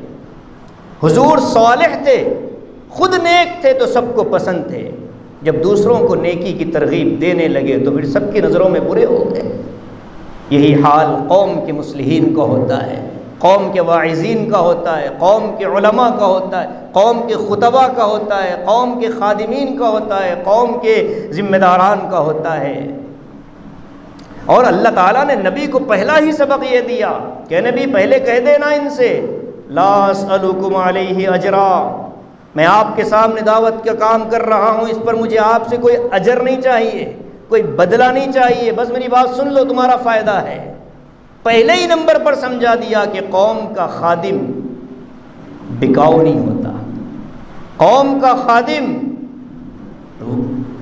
بدلے کی نیت سے کام نہیں کرتا، قوم کا خادم تعریف کی نیت سے کام نہیں کرتا ہے، بلکہ اس کو تو اللہ کا پیغام بندوں تک پہنچانا ہے، اس احساس ذمہ داری کے تحت کام کرنا چاہیے۔ اب یہاں سے وہ سلسلہ مخالفتوں کا شروع ہوا جو ہم سنتے آتے ہیں کہ جو بھی ایمان میں داخل ہوا اس کے ساتھ زیادتی کی گئی۔ اخلاقی طور پر مکے کا جو معاشرہ تھا اس کے دو پہلو تھے۔ ایک تو معاشرے کا حصہ وہ تھا جو ہم سنتے آئے ہیں کہ بچوں کو درگور کرتے تھے، لیکن آپ ایک تاریخی حقیقت نوٹ کریں کہ بچیوں کو ختم کرنا پورے مکے کا معمول نہیں تھا۔ مکے میں دو قبیلے ایسے رہتے تھے جو کہ شہر مکہ کے نہیں تھے، مکے کے آس پاس رہنے والے دو قبیلے ایسے تھے، ان کے اندر یہ مزاج تھا کہ بچیوں کو قتل کرتے تھے۔ قرآن نے اس کی بھی مذمت بیان کی، وَإِذَا الْمَوْعُودَةُ سُئِلَتْ، قیامت کے دن اس زندہ دفن کی جانے والی بچی سے سوال کیا جائے گا۔ لیکن ایک اور قتل ہوتا تھا مکے میں، اس علاقے میں، وہ ہوتا تھا غربت اور فقر و فاقے کی وجہ سے اولاد کو قتل کر دینا۔ اس پر قرآن نے بہت تفصیلی آیت نازل فرمائی، وَلَا تَقْتُلُوا أَوْلَادَكُمْ خَشْيَةَ إِمْلَاقٍ، اپنی اولاد کو قتل نہ کرو۔ وہیں اس معاشرے کا ایک اچھا پہلو بھی تھا، میں بہت ذمہ داری سے سنا رہا ہوں، اس معاشرے کا ایک اچھا پہلو یہ تھا کہ یہی عرب جب اپنی اولاد کو چلتا پھرتا دیکھتے تو فخر کے ساتھ یہ کہتے تھے ان اولادنا اکبادنا تمشی علی ارضنا، کہتے تھے کہ یہ ہماری اولادیں، یہ ہمارے بیٹے اور بیٹیاں، یہ ہمارے جگر پارے ہیں، یہ ہمارے جگر کے ٹکڑے ہیں جو زمین پر چل رہے ہیں۔ یعنی اولاد کا اتنا احترام بھی پایا جاتا تھا، ایفائے عہد ان کے اندر تھا، زبان دے دی تو بس دے دی، اچھی بات پڑھ دیں بری بات پڑھ دیں، زبان دے دی تو دے دی، زبان سے ہٹتے نہیں تھے، اور امانت داری کا بڑا خیال کرتے تھے۔ اگر کسی نے ان پر کوئی امانت کی ذمہ داری دی، جان چلی جائے امانت میں خیانت نہیں کیا کرتے۔ یہ عرب کے جاہلیت کے معاشرے کا ایک پہلو ہے۔ حضور کے سامنے کیا چیلنج رہا ہوگا وہ سمجھ لیں کہ یہ قوم ملی جلی کیفیات کی حامل ہے، ایک طرف بچوں کو قتل کرنے والے، ایک طرف بچوں کو اپنے جگر کا ٹکڑا کہنے والے، ایک طرف قتل و غارت گری کا بازار عام کرنے والے، اور دوسری طرف معاف کرنے والے، ایفائے عہد کرنے والے۔ خودداری اور عزت نفس ان کے اندر اتنی زیادہ تھی کہ اگر کسی نے کسی کو سر عام بدتمیزی کر دی تو قتل کرنے سے بھی پیچھے نہیں ہٹتے تھے، مجھے کہے گا، یہ خودداری تھی۔ تو ایسے نفسیاتی ماحول کو ذہن میں رکھ کر نبی کریم صلی اللہ علیہ وسلم کا وہ جملہ سنیں۔ حضور پاک صلی اللہ علیہ وسلم نے فرمایا کہ اے لوگو، میں تمہارے درمیان اخلاق کی تعلیم دینے کے لیے بھیجا گیا ہوں۔ عرب جانتے تھے کہ ہمارے اخلاق اچھے ہیں، لیکن حضور کا یہ اعلان گویا کہ ایک چیلنج تھا۔ اسی لیے کہتے ہیں کہ اللہ کے نبی کی دعوت کو پوری ذمہ داری کے ساتھ آگے پہنچانے کے لیے جو سب سے پہلی صفت چاہیے وہ شجاعت، بہادری، حوصلہ، تنے تنہا میدان میں کھڑے ہونے کا جذبہ۔ میرے ساتھ افراد ہیں، کام نہیں ہو سکتا، میں اکیلا ہی چلا تھا جانب منزل، مگر لوگ ساتھ آتے گئے اور کارواں بنتا گیا۔ میدان میں حضور اکیلے تنے تنہا کھڑے تھے، اسی لیے کہا جاتا ہے کہ کائنات کے باہمت لوگوں کے امام نبی کریم صلی اللہ علیہ وسلم، جانتے تھے کہ مخالفت ہوگی، جانتے تھے کہ جان کا خطرہ ہے، جانتے تھے کہ عزت کا خطرہ ہے، جانتے تھے کہ مشرکین مکہ مجھے کچھ بھی کر سکتے ہیں، لیکن نہیں، ہمت تھی، حوصلہ تھا۔ آج مسلمانوں کے اندر سے یہی چیز سب سے پہلے نکلتی جا رہی ہے۔ حوصلے اور ہمت کے معاملے میں ہم بڑے پیچھے ہو گئے۔ بس اب کچھ ایسا لے دے کر یہ ہو گیا کہ بس کچھ گالم گلوز زبان سے نکل جائے تو ہم سمجھتے ہیں کہ بہت بڑے تیس مار خان ہو گئے۔ بدتمیزی اور گالی والے تو بزدلی کا، گالی دینا تو بزدلوں کا کام ہے، با ہمت اور با حوصلہ تو میٹھی زبان والا ہوتا ہے۔ تو یہ دیکھیے مخالفتیں شروع ہوئی، کتنے سال چلی؟ پورے 10 سال چلی۔ تین نبوی سے آپ نے کام شروع کیا، 10 سال تک مکے کے اندر آپ رہے، 10 سال آپ کے ساتھ مخالفتیں ہوئی۔ پوری زندگی مکے کی 13 سال پر محیط ہے۔ شروع کے 3 سال نبوت والے ہیں، بقیہ 10 سال مکے کے ہیں، وہ رسالت والے ہیں۔ اس کے بعد کے جو 10 سال ہیں مدینے کے، وہ بھی رسالت والے ہیں۔ تو مخالفتیں شروع ہوئی بڑے پیمانے پر۔ مخالفتیں 2 طرح کی تھیں، جسمانی بھی تھیں اور ذہنی بھی تھیں۔ جسمانی مخالفتیں ایسی تھیں کہ حضور پر تو ہاتھ ڈالنے ڈرتے تھے، اس لیے کہ بڑا خاندان ہے، عبد المطلب کے پوتے ہیں، لیکن یہ ہے کہ حضور کا نام لینے والے جو غربا تھے ان کو پکڑ لیا کرتے تھے، رشتہ داروں کو ورغلا کر رشتہ داریاں ختم کروا دی جاتی تھیں۔ نبی پاک صلی اللہ علیہ وسلم کی 2 صاحبزادیاں حضرت رقیہ، حضرت ام کلثوم، ان دونوں کا نکاح، ان دونوں کا رشتہ ابو لہب کے 2 بیٹوں سے طے ہو چکا تھا، عتبہ اور عتیبہ سے۔ رخصتی نہیں ہوئی تھی، منگنی ہو گئی تھی۔ جیسے ہی اللہ کے رسول نے دعوت کا کام شروع کیا، ابو لہب نے اپنے دونوں بیٹوں سے کہا کہ محمد ہمارے خداؤں کو برا بھلا کہتے ہیں، لہٰذا تم ان کی دونوں بیٹیوں کو طلاق دے دو۔ پیغام بھجوا دیا گیا آقا علیہ السلام کے پاس کہ ہم تمہاری بیٹیوں سے نکاح نہیں کریں گے۔ اللہ کے رسول باپ بھی تو تھے، مظلوم بھی تو تھے، آپ کی زبان سے نکلا اللہم سلط علیہما کلابا من کلابک۔ بخاری کی روایت ہے، حضور نے فرمایا کہ اللہ ان پر اپنے کتوں میں سے کسی کتوں کو مسلط فرما دے۔ ابو لہب کے کان میں یہ دعا پڑ گئی۔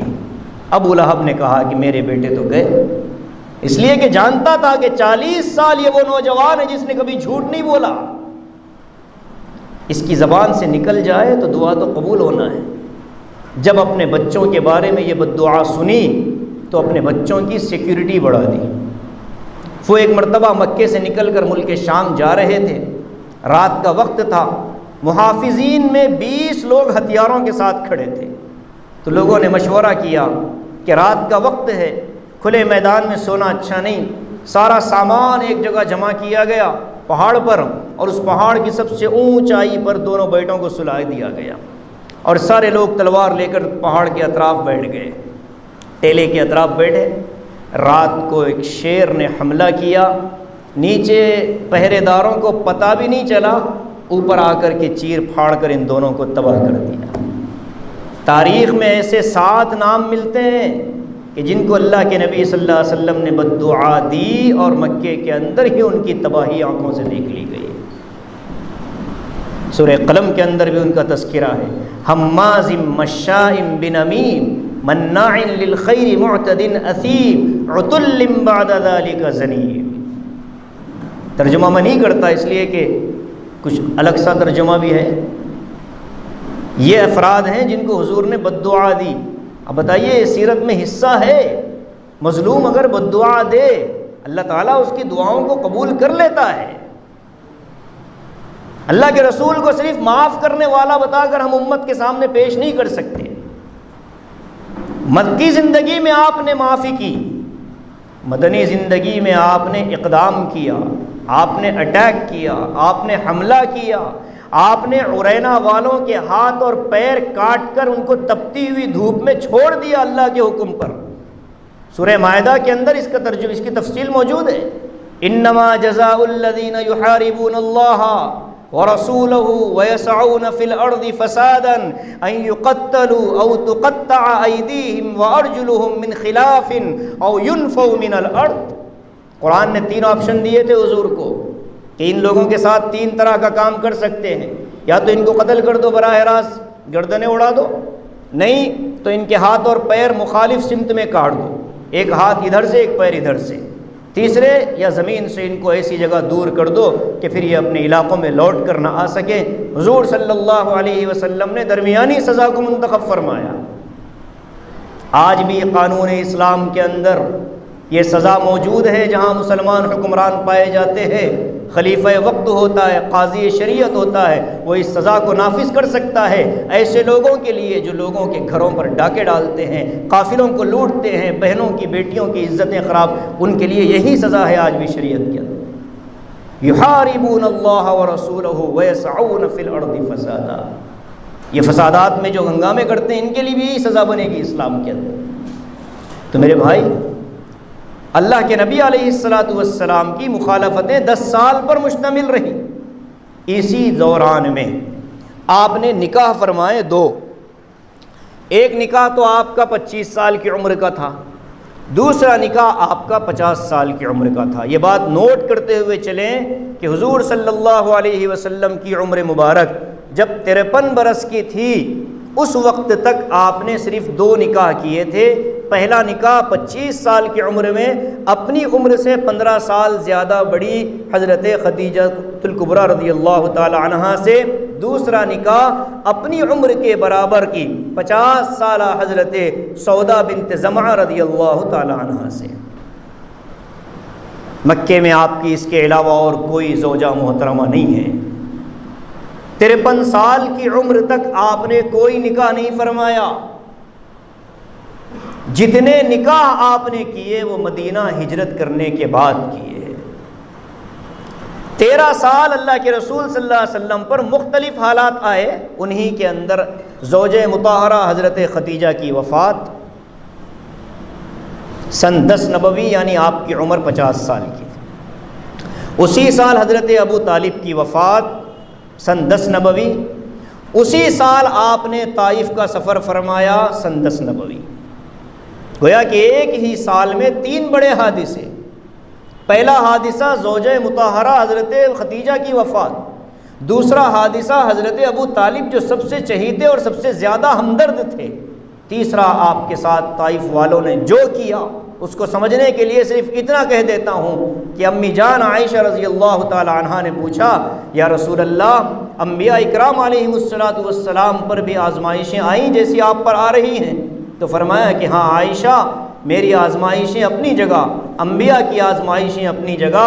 رب کعبہ کی قسم، میرے ایک دن کی طائف کی جو تکلیف تھی، پورے انبیاء کی تکلیفوں کو اگر ایک پلڑے میں رکھ دیا جائے، میرے طائف کا ایک سفر ایک پلڑے میں رکھ دیا جائے، تو کعبے کے رب کی قسم میرے تکلیفوں کا پلڑا بھاری ہو جائے گا۔ طائف کا ایک دن کا سفر، وہ باغ عداس، وہ جگہ جہاں آپ علیہ السلام نے زخموں سے چور ہونے کے بعد آرام فرمایا تھا۔ کائنات کا وہ خطہ اپنی بدقسمتی پر کتنا رویا ہوگا کہ یہ شخص وہ ہے کہ جہاں پسینہ گر جائے پوری امت وہاں خون بہانے کے لیے تیار، اور اس شخصیت کا خون میرے جسم پر اور میرے منہ پر گر جائے۔ جبرائیل امین بے چین، پہاڑوں کے فرشتے بے چین، لیکن آقا کہتے ہیں یہ میرے مقام کو نہیں جانتے، اے اللہ ان کو ہدایت دے دے، یہ نہیں تو ان کے بعد آنے والی نسلیں ایمان میں آئیں گی۔ اور اللہ کا کرم ہے کہ اس وقت ہم جس ملک میں بیٹھے ہیں، اس ملک میں اسلام کا نام لے کر آنے والا پہلا نوجوان محمد ابن قاسم ابن یوسف الثقفی، 17 سال کا وہ نوجوان، وہ اسی طائف کی سرزمین سے نکلنے والا ہے۔ اگر اللہ کے نبی کی رحمت جوش میں نہ آتی اور پہاڑوں کے فرشتوں کی بات کو آپ قبول کر لیتے اور یہ کہہ دیتے کہ ہاں ان کو ختم کر دو، جبل ابو قبیس اور جبل قیقعان کو اٹھا کر طائف پر ڈالنے کی بات ہو گئی، اگر یہ ہو جاتا تو طائف کا نام زمین و آسمان سے مٹ جاتا، اور پھر مکے سے یہاں طائف سے آنے والا محمد ابن قاسم بھی نہ آتا۔ اس لیے ہمارے اکابر کہتے ہیں، ہندوستان والو، تم پر آقا علیہ السلام کے طائف کے خون کا بدلہ قرض ہے۔ تمہارا ایمان ایسا نہیں ہے، بلکہ تمہارے پیچھے آقا کے طائف کی دعائیں ہیں۔ اسی لیے یہاں سے جو تحریکیں چلیں، یہاں سے جو تنظیمیں نکلی، یہاں سے جو کام ہوا ہے دین کا، مجموعی طور پر پوری دنیا کے کسی اور خطے سے اتنا لمبے عرصے تک کام نہیں چلا ہے۔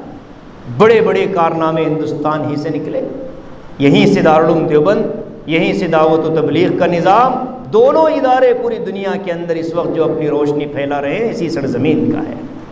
تو اس لیے طائف کا سفر آپ کا اسی سال پیش آیا۔ ایک سال میں جب یہ 3 حادثے ہوئے تو بھائی اللہ نے کہا کہ حبیب دنیا کی کدورتوں اور تکلیفوں سے تو بے چین ہو گیا ہوگا، چل میں اپنے پاس بلاتا ہوں۔ طائف کے سفر سے آپ واپس تشریف لائے، کچھ ہی دنوں میں آپ کو معراج کے سفر پر بلا لیا گیا تھا۔ آپ معراج کے سفر کو طائف سے جوڑ کر دیکھیں تو اس پورے سفر کا اصل لطف ہم کو ملے گا کہ وہ ایک ہمت افزائی کا بھی سفر تھا، وہ ایک مرہم پٹی کا بھی سفر تھا، وہ ایک تعلق کے اظہار کا بھی سفر تھا، وہ ایک محبتوں کے نچھاور کرنے کا بھی سفر تھا، اور لوگوں کی طرف سے ہونے والی زیادتیوں کے بدلے میں خصوصی انعامات کے دیے جانے کا بھی سفر تھا۔ خصوصی باتیں ہوئی، فَأَوْحَىٰ إِلَىٰ عَبْدِهِ مَا أَوْحَىٰ، اللہ نے اپنے بندے کی طرف جو وحی کی وہ اللہ جانتا ہے، بندہ جانتا ہے۔ کیا وحی کی ہوگی اللہ جانے۔ کچھ باتیں حضور نے ہم کو بتلا دی، سورہ بقرہ کی آخری آیتیں ملی اور التحیات کا تحفہ ملا، یہ سب معراج کا سفر تھا مکے کے 10ویں سال آپ صلی اللہ علیہ وسلم کے ساتھ۔ اس کے بعد مدینے والوں کی آمد شروع ہو گئی۔ مدینے والوں نے حضور صلی اللہ علیہ وسلم کی درخواست کی آ کر کے، یا رسول اللہ ہمارے پاس چلیے۔ حضرت عباس کو اطلاع ملی، حضرت عباس رضی اللہ تعالیٰ عنہ گئے۔ پہلا قافلہ آیا، بیعت عقبہ جس کو کہا جاتا ہے، پہلا قافلہ آیا۔ اس قافلے سے حضرت عباس نے پوچھا کچھ سوچ سمجھ کر کہہ رہے ہو یا جذبات میں کہہ رہے ہو؟ ان لوگوں نے کہا کہ مکے والے آپ کی بات نہیں سن رہے، ہم آپ کے لیے دل جان رکھ دیں گے۔ تو حضرت عباس پوچھتے ہیں کہ تم یہ جو کہہ رہے ہو جذبات میں تو آ کر نہیں کہہ رہے، انجام ذہن میں ہے کہ اگر تم محمد کو مکے سے مدینہ لے جاؤ تو تمہارا کیا ہوگا تصور ہے؟ اسعد بن زرارہ رضی اللہ تعالیٰ عنہ کھڑے ہوئے اور کھڑے ہو کر کہا کہ اے رسول اللہ کے چچا، اللہ کی قسم ہے ہمارے جسم کی کھال کو ہم ڈھال بنا دیں گے، محمد الرسول اللہ پر آنچ آنے نہیں دیں گے۔ اس کے بعد حضرت عباس نے کہا کہ بھتیجے تم جانا چاہو تو تم کو اجازت ہے۔ بیعت عقبہ ہوئی اور اسی بیعت کے اندر حضرت اسعد بن زرارہ، نام نوٹ کر لیں، حضرت اسعد بن زرارہ رضی اللہ تعالی عنہ آگے بڑھے اور آگے بڑھ کر کہا یا رسول اللہ بایعنی یا رسول اللہ، اے اللہ کے رسول مجھے بیعت فرما لیجئے۔ کائنات کا وہ پہلا ہاتھ حضرت اسعد بن زرارہ کا نبوت والے ہاتھ سے ملتا ہے اور بیعت و ارشاد اور بیعت اسلام لی جاتی ہے۔ مورخین لکھتے ہیں اسعد بن زرارہ نے آگے بڑھ کر حضور پر سب سے پہلے بیعت کی۔ اللہ نے ان کو اتنا مقام دیا کہ جب آپ ہجرت کر کے مدینہ تشریف لے گئے تو حضرت ابو ایوب انصاری کے مکان میں آپ نے قیام فرمایا۔ 2 منزلہ مکان تھا، اوپری مکان حضرت ابو ایوب نے نبی پاک صلی اللہ علیہ وسلم کے لیے خالی کیا تھا۔ آقا نے فرمایا کہ نہیں، میں اوپر رہوں گا، تمہیں دقت ہوگی، میں نیچے منتقل ہو جاتا ہوں تاکہ آنے جانے والوں کے لیے سہولت ہو۔ اللہ کے رسول نیچے منتقل ہوئے۔ اسعد بن زرارہ کو اللہ نے یہ شرف بخشا کہ آقا کی خدمت میں اپنے ہاتھوں سے بنی ہوئی ایک چارپائی اور پلنگ لا کر حضرت ابو اسعد بن زرارہ نے پیش فرمائی۔ وہی چارپائی امی عائشہ کے حجرے کے اندر بھی تھی، وہی چارپائی تھی جس پر آقا علیہ السلام نے اس دنیا کی اپنی آخری سانس لی۔ اسعد بن زرارہ اس چارپائی کو دیکھ کر رویا کرتے تھے۔ جب حضرت ابو بکر کا انتقال ہوا اسی چارپائی پر جنازہ پڑھا گیا۔ جب حضرت عمر کی شہادت ہوئی اسی چارپائی پر جنازہ پڑھا گیا۔ صحابہ بطور برکت کے اس چارپائی کو لے جاتے تھے اپنے مرحومین کے جنازے پڑھنے کے لیے، اس لیے کہ اسی چارپائی پر آقا علیہ السلام کا بھی جنازہ پڑھا گیا۔ تو یہ بیعت عقبہ حضرت اسعد بن زرارہ نے آ کر کے پورے مدینے والوں کی طرف سے ذمہ داری لی۔ اب یہاں سے سیرت کا ایک نیا باب شروع ہو جاتا ہے۔ مکے کے اندر حضور کے لیے احکام کیا تھے؟ سورہ مدثر کی جو آیتیں میں نے پڑھی بس یہی احکام تھے۔ فرمایا تھا قم فانذر، آج آپ سورہ مدثر کو اس ملک کے مسلمانوں پر فٹ کر لیجئے۔ اے نبی کھڑے ہو جائیے، لوگوں کو اللہ کے عذاب سے ڈرائیے۔ کام ہو تو رہا ہے لیکن جس انداز میں اور جس شدت کے ساتھ ہونا ہے نہیں ہو رہا ہے۔ اللہ کا پیغام بندوں تک پہنچانا، ایک تو جو اپنے ہیں ان تک پہنچانا، ایک جو اپنے نہیں ہیں ان تک پہنچانا۔ ہمارے نبی صرف ہمارے نبی نہیں ہیں بلکہ یہ پوری کائنات کے نبی ہیں، قیامت تک آنے والے انسانوں کے نبی ہیں۔ یہ پیغام پہنچایا جائے امت کے سامنے۔ اسی لیے مطالعہ سیرت غیر مسلم جب کریں گے تو اس کا انداز الگ ہوگا۔ میں نے شروع میں اسی لیے بات کہی۔ تو فرمایا قم فانذر، لوگوں کے درمیان کھڑے ہو کر کے اللہ کا پیغام پہنچائیے۔ آج کی ٹرمنالوجی میں آپ اس کو یوں سمجھ لیجئے کہ ڈائلاگ پروگرام ہے۔ کچھ بندے جمع ہو گئے، ان کے سامنے اگر مسلمان ہیں تو تذکیری بات ہوگی، اگر غیر مسلم ہیں تو دعوتی بات ہوگی۔ مسلمان ہیں تو تذکیر والی بات، وذکر فإن الذکریٰ تنفع المؤمنین، اور اگر غیر مسلم ہیں تو پھر دعوت کی بات، اللہ کی بڑائی، اس کا پیغام، اس کی حکمتیں اور یہ دنیا کی مخلوقات، ان پر طنز کسی پر نہیں، اس کے عقیدوں پر کوئی طنز نہیں، اس کی غلط چیزوں پر کوئی طنز نہیں، اس کی غلط عبادتوں پر کوئی طنز نہیں، ان کی مورتیوں پر کوئی طنز نہیں، ان کے بھگوانوں پر کوئی طنز نہیں۔ یہ غیر اسلامی چیز ہے۔ کسی بھی مذہب کے مقدس چیزوں پر غلط گفتگو کرنا شریعت نے حرام قرار دیا ہے۔ وَلَا تَسُبُّوا الَّذِينَ يَدْعُونَ مِن دُونِ اللَّهِ فَيَسُبُّوا اللَّهَ عَدْوًا بِغَيْرِ عِلْمٍ، اے ایمان والو تم کسی غیر مذہب والوں کی مذہبی چیزوں کو گالی مت دو، وہ اللہ کو گالی بکے گا اور سبب تم بن جاؤ گے۔ تو اس لیے پہلا کام قم فانذر، دوسرا کام ربک فکبر، اللہ کی خوب بڑائی بیان کرو، ذکر اللہ کی کثرت ہو، اتنی کثرت ہو کہ اللہ کے نبی علیہ الصلاۃ والسلام جب سورہ اذا جاء نصر اللہ نازل ہوا، یہ آخری صورت ہے جو پوری نازل ہوئی۔ حضور صلی اللہ علیہ وسلم نے فرمایا کہ جب یہ صورت نازل ہوئی مجھے یقین ہو گیا کہ اب میرا بلاوا آ گیا۔ بڑے حضرات بھی بیٹھے ہیں جن کی عمریں 63 سال ہیں۔ حضور صلی اللہ علیہ وسلم کی عمر مبارک جب 63 سال تھی تو یہ صورت نازل ہوئی۔ اس میں آخری کی 2 آیتیں وہ ہر اس عمر کے انسان کے لیے ایک پیغام ربانی ہے کہ تمہارا اب کام مکمل ہو گیا ہے، اب تم کو انفرادی اپنی آخرت کی فکر کرنی ہے، اب اجتماعی معاملات سے تمہارا رابطہ ختم۔ اذا جاء نصر اللہ والفتح، اے نبی اب یہ آپ نے جو محنت پہنچا دی ہے، جو دعوت پہنچا دی ہے وہ پوری ہو کر رہے گی، لوگ آئیں گے، اللہ کی مدد آئے گی، آپ دیکھو گے وَرَأَيْتَ النَّاسَ يَدْخُلُونَ فِي دِينِ اللَّهِ أَفْوَاجًا، فوج در فوج لوگ ایمان میں آئیں گے۔ مفسرین کہتے ہیں کہ کہاں دیکھیں گے حضور، یہاں یا آخرت میں؟ فرمایا کہ آخرت میں دیکھو گے کہ آپ کی صفیں اتنی زیادہ ہوں گی، پوری انسانیت کی 120 صفیں ہوں گی جس میں 80 صفیں آپ کی ہوں گی۔ آپ دیکھو گے لوگ آ چکے ہوں گے ایمان میں، آپ کو کیا کرنا ہے؟ فرمایا فسبح بحمد ربک واستغفر، اپنے رب کی بڑائی بیان کرتے رہیے، حمد بیان کیجیے، استغفار کیجیے۔ اسی لیے علماء کہتے ہیں کہ جن بزرگوں کی عمریں 63 تک پہنچ جاتی ہیں وہ کثرت کے ساتھ ان 3 تسبیحات کا ورد کرے۔ یہ اللہ کے نبی کو اللہ نے حکم دیا ہے تو امتیوں کو تو بدرجہ اولا اس کی ضرورت ہے۔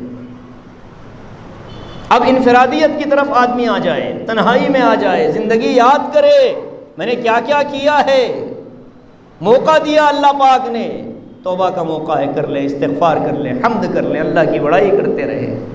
اور یہی وہ موقع ہے کہ جب ذکر کی کثرت ہوگی تو ایک وقت آئے گا کہ رب العالمین پھر اسی ذکر کی زبان سے ہم کو اپنے دربار میں بلا لے گا۔ تو اللہ کے نبی علیہ الصلاۃ والسلام مکہ مکرمہ سے مدینہ گئے تو مدینے کے حالات الگ، مکے کے حالات الگ۔ ذکر کی ترغیب، مدینے میں احکام دوسرے ہیں، وہاں یہ سب نہیں فرمایا، ذکر کرو، ثیابک فطہر، کپڑے صاف رکھو، مفسرین کہتے ہیں اخلاق کو اعلیٰ رکھو۔ ہندوستانی مسلمانوں کے لیے بھی یہی پیغام ہے دعوت اپنی طاقت کے حساب سے، ذکر خوب، اور تیسرے نمبر پر اخلاق۔ جب بھی جس سے بھی ملاقات ہو، اپنا ہو اخلاق کا مظاہرہ، پرایا ہو اخلاق کا مظاہرہ، غیر مسلم ہو حدود کے اندر رہتے ہوئے اخلاق کا مظاہرہ، انسانیت کا مظاہرہ، بھلائی کا مظاہرہ، ہمدردی کا مظاہرہ۔ دل میں محبت حرام ہے، کسی بھی غیر مسلم کی محبت دل میں آئے یہ حرام ہے، بلکہ ڈر ہے کہ ایمان پر خاتمہ نہیں ہو سکتا آدمی کا۔ باقی انسانی ہمدردی، اخلاقی پہلو، اس میں تو اجازت ہے۔ آگے فرمایا وَالرُّجْزَ فَاهْجُرْ، بڑے بڑے گناہوں سے بچ جاؤ۔ جتنا بچنا تھا اتنا امت ملوث ہو رہی ہے۔ آگے فرمایا وَلَا تَمْنُن تَسْتَكْثِرْ، اس نیت سے انسانیت پر احسان مت کرو کہ بدلے میں زیادہ ملے گا۔ بے لوث خدمت کرو، بے لوث خدمت کرو، بغیر کسی چیز کی امید کی خدمت کرو۔ یہ پیغام دیا جا رہا ہے۔ اجر کی تلاش میں مت رہو، بدلے کی تلاش میں مت رہو، اللہ کے پاس بہت بڑا اجر ہے۔ وَلِرَبِّكَ فَاصْبِرْ، آپ سب کچھ اچھی عادتوں کے ساتھ اپنے کام میں لگے ہیں، پھر بھی مخالفتیں ہوں گی تو اللہ کے لیے صبر کر لو۔ یہ ہے وہ پورا پیغام جو مکے کے مسلمانوں کو اللہ نے دیا تھا۔ ملک کے مسلمانوں کو بھی اسی پیغام پر آنا ہے۔ اخلاق، اعمال، عقائد، کردار، ان چیزوں کو اگر ہم نے درست کر لیا تو معاملات بھی ہمارے درست ہوں گے اور اللہ کی مدد بھی ہماری آئے گی۔ آج ہمارے معاشرے کو جو چیز گھن کی طرح کھا رہی ہے وہ ہماری بد اخلاقی، بد تہذیبی، بد معاشرتی، شریعت مطہرہ سے ہماری دوری۔ اتنا ہم دور ہو گئے کہ آج شرعی حکم ہمارے سامنے آئے تو اجنبی لگتا ہے۔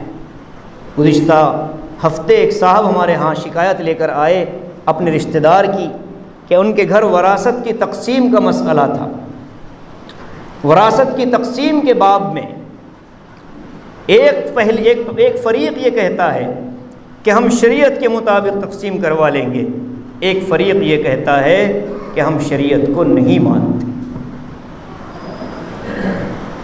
اب آپ بتائیے کہ کوئی مسلمان اگر یہ کہہ دے کہ میں شریعت نہیں مانتا تو وہ مسلمان باقی رہا؟ اسی لیے علماء کہتے ہیں کہ آج جب نکاح پڑھاؤ تو کلمہ بھی پڑھوا لو ساتھ میں۔ پتہ نہیں اس نے کب کون سا کفریہ جملہ زبان سے نکال دیا تھا اور لڑکا کافر ہو، مرتد ہو، اور ہم ایک کافر کا نکاح ایک مسلمان لڑکی سے پڑھا دے۔ اس لیے علماء کہتے ہیں کہ اس کو تجدید ایمان کرواؤ، برا بھی نہیں ہے۔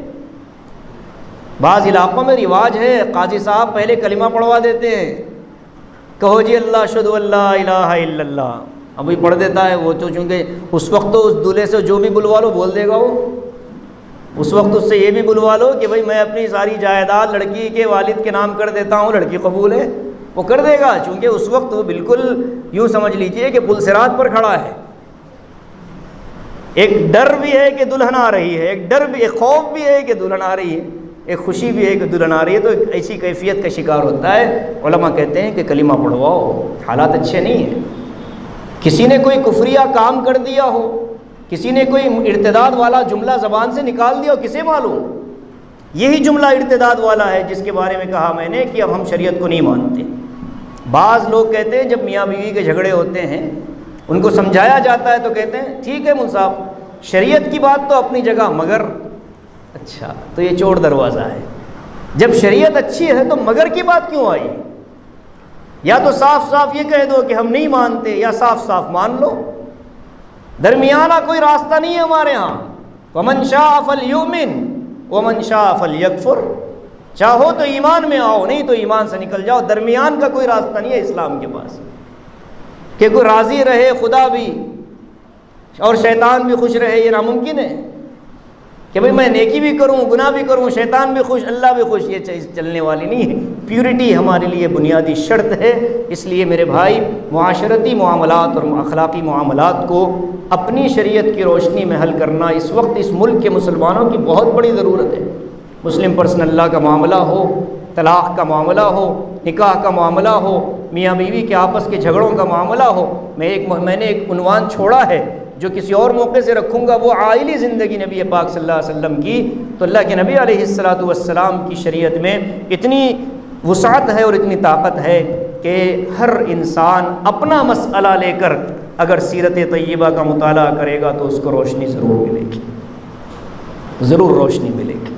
اس لیے بھائی اس وقت میں، چونکہ میرا بھی ارادہ تھا 1 بجے تک آپ نے ٹائم دیا تھا مجھے، آپ کا ٹائم باقی ختم ہونے میں 3 منٹ رہ گئے ابھی، تو میں یہ چاہتا ہوں کہ اس وقت ہم نے جو یہ مجلس منعقد کی ہے، اس کا ایک فائدہ تو یہ ہونا چاہیے کہ ہم کو سیرت کا ایک انداز، ہم نے سنا ہے کہ سیرت کے اندر کیا کیا چیزیں ہم کو پڑھنی ہیں اور کیسے اس کو اپنے زمانے پر ہم ان کو منطبق کریں، ہم کیسے اس کو امپلیمنٹ کریں. دوسری چیز یہ ہے کہ ہم نے اس کو کتنا سمجھا ہے. تو اس کے لیے آپ کے ہاتھ میں کاپی ہے، پین ہے، یا آپ کے پاس مائک بھی ہے غالباً. آپ حضرات اس موضوع سے متعلق کوئی بھی سوال کرنا چاہتے ہوں مجھ سے بلا تردد پوچھ لیں. ہماری خواتین بھی اگر کوئی سوال کرنا چاہتی ہوں تو یہ چھوٹے بچے ہیں، ان کے ہاتھ سے پرچیاں بھجوائی جا سکتی ہیں. باقی جو باتیں کہی گئی ہیں یقین کریے کہ یہ کچھ بھی نہیں ہے، بہت کچھ باقی ہے. صبح ہو جائے گی، رات ہو جائے گی، بات ختم نہیں ہوگی. ابھی ہم نے سیرت کا مکمل کوئی ایک ٹاپک پورا نہیں کیا. ایک اجمالی سیرت ہم وہاں تک مکے کی زندگی کے اوپر سے گزر کر وہاں تک گئے ہیں. کسی اور موقع سے بقیہ جو حصہ ہے مدینے کا اس پر انشاءاللہ ہم گفتگو کریں گے. اللہ تعالی ہم سب کے جمع ہونے کو قبول فرمائے اور ہماری ان کوششوں اور کاوشوں کو اللہ اپنے دربار عالیہ میں قبولیت سے نواز کر حضور پاک صلی اللہ علیہ وسلم کی زندگی کے مطابق اپنی زندگی گزارنے کی توفیق نصیب فرمائے. اللہ کریم.